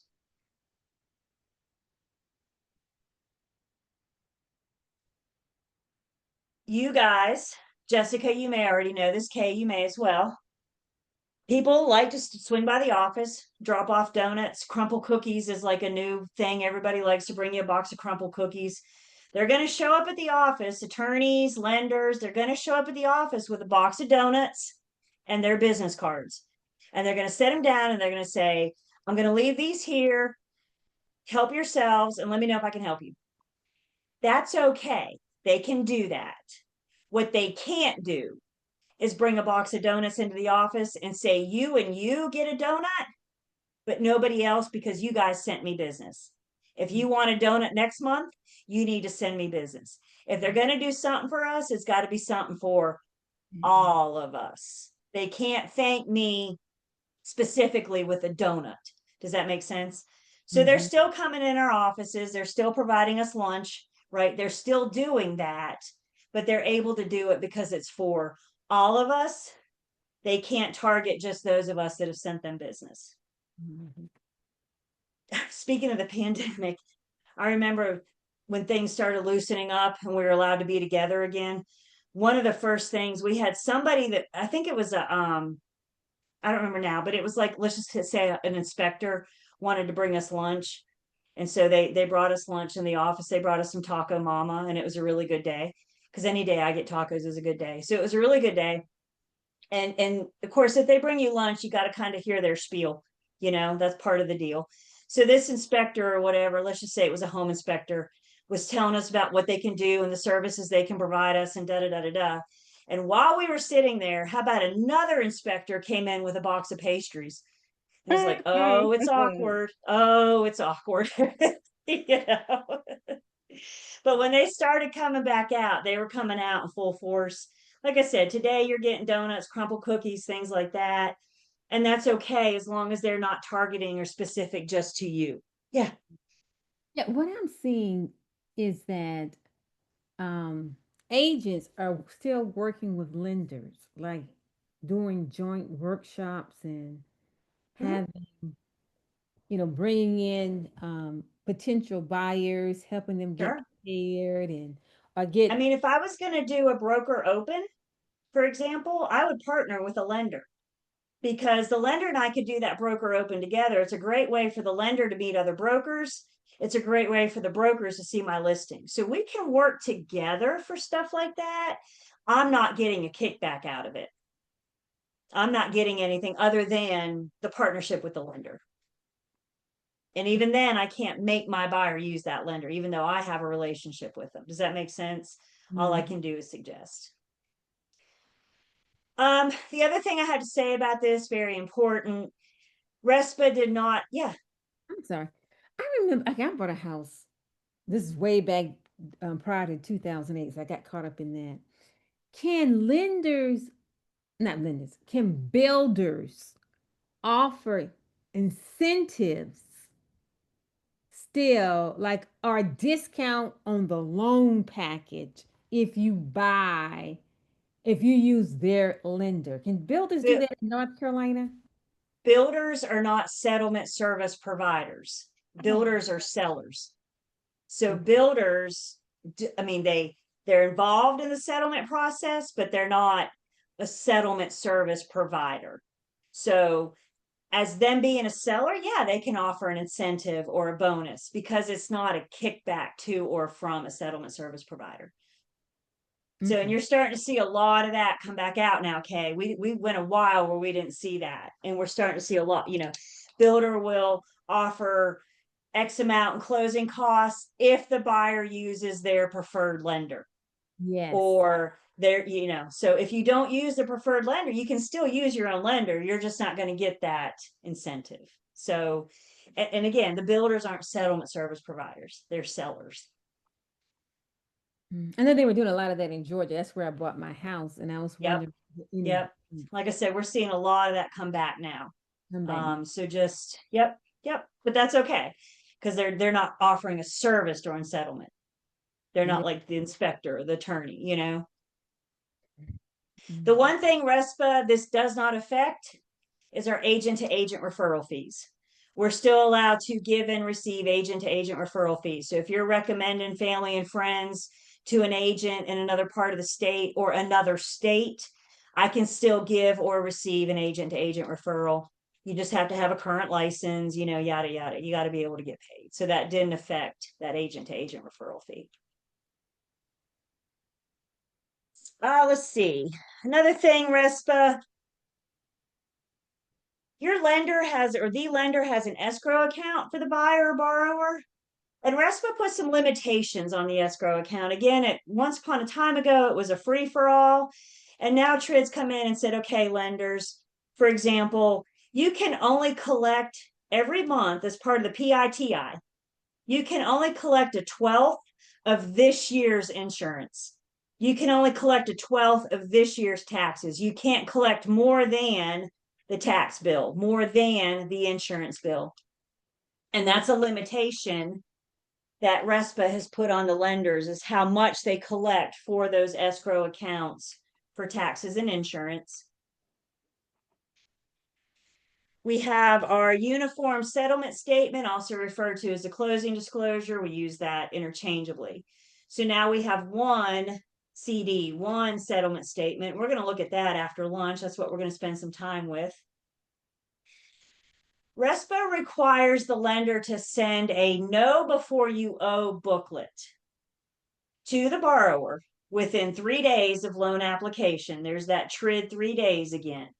So within 3 days of loan application, the lender sending the borrower a booklet that walks them through the borrowing process, walks them through the home buying process. RESPA requires the lender to disclose whether or not the lender's going to service the loan themselves. Are they going to keep that loan in-house, or are they going to sell it to a lender on the secondary market? The lender has to disclose that to the buyer. We're going to keep it in-house, or once it's originated, I'm going to sell your loan. Disclosure is required. And then the other thing, as we've mentioned, is that loan estimate that comes out 3 days from loan application. Loan application is defined as when the lender has collected information about the people and the property. So we can only go so far in the loan process until we have a signed contract. So we have information on the people, information on the property. We now have a loan application. So that's when those 3 days start. 3 days for the loan estimate, and 3 days for the booklet. I edited the PowerPoints, but I didn't write the PowerPoints. And some stuff I got rid of, but some stuff I decided to keep. And this is one I decided to keep because it makes us giggle right before lunch. Maybe an easy way to help us remember the different things that RESPA requirements offer the consumer. Who makes this stuff up? Kids eat up boogers, dirt, and lead. I can't make this stuff up. Don't stick with this. We don't need to know this, but it's just kind of cute. So just the different things, I have a basic understanding of just the different things that RESPA and big picture TRID does to protect the consumer. Remember, the consumer being the borrower. The one that we're protecting is the borrower in this transaction. Questions or comments so far?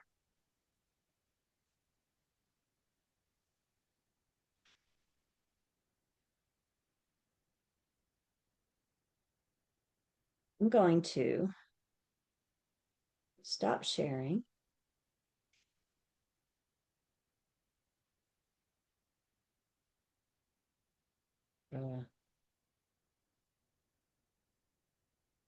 Have you guys been looking at my screen? Yeah. Do you see cornucopia right now? I see. Okay. Mm-mm. No, you don't see cornucopia? I see cornucopia. Okay. Okay. Well, for some reason, Zoom's not letting me stop sharing, which gave me concern that I was sharing to begin with, but it looks like I am. Okay. Because you guys would have said, Julie, we don't see your PowerPoints. Right. Okay, good. All right. So let's talk about, I don't know, it's lunchtime. Let's talk about what's going to happen. Like I said, we get about 45 minutes or so for lunch. We're all going to log out. I need to give my device a break. So we're all going to log out. We're going to log back in after lunch. I got 12:25 now, 35, 45, 55, 05. We're going to come back at 1:10. So everybody write that down for me. Me too. We're going to come back. We're going to take lunch. We're all going to log out. I'll log back in at like 1:08. So you guys can come in. We'll pick back up at 1:10. When we come back at 1:10, the rest of the afternoon, we're going to be starting to talk about that CD. So if you haven't grabbed your calculator yet, we'll start doing a little calculations this afternoon. So yeah, that's where we are. Okay. Questions, comments? Mm-mm. Y'all enjoy your lunch. Go get some sunshine. The sun's out where I am, so hopefully it is where you guys are too. Get some fresh air, some vitamin D, some good food, and we'll see you guys back here at 1:10. All right, bye.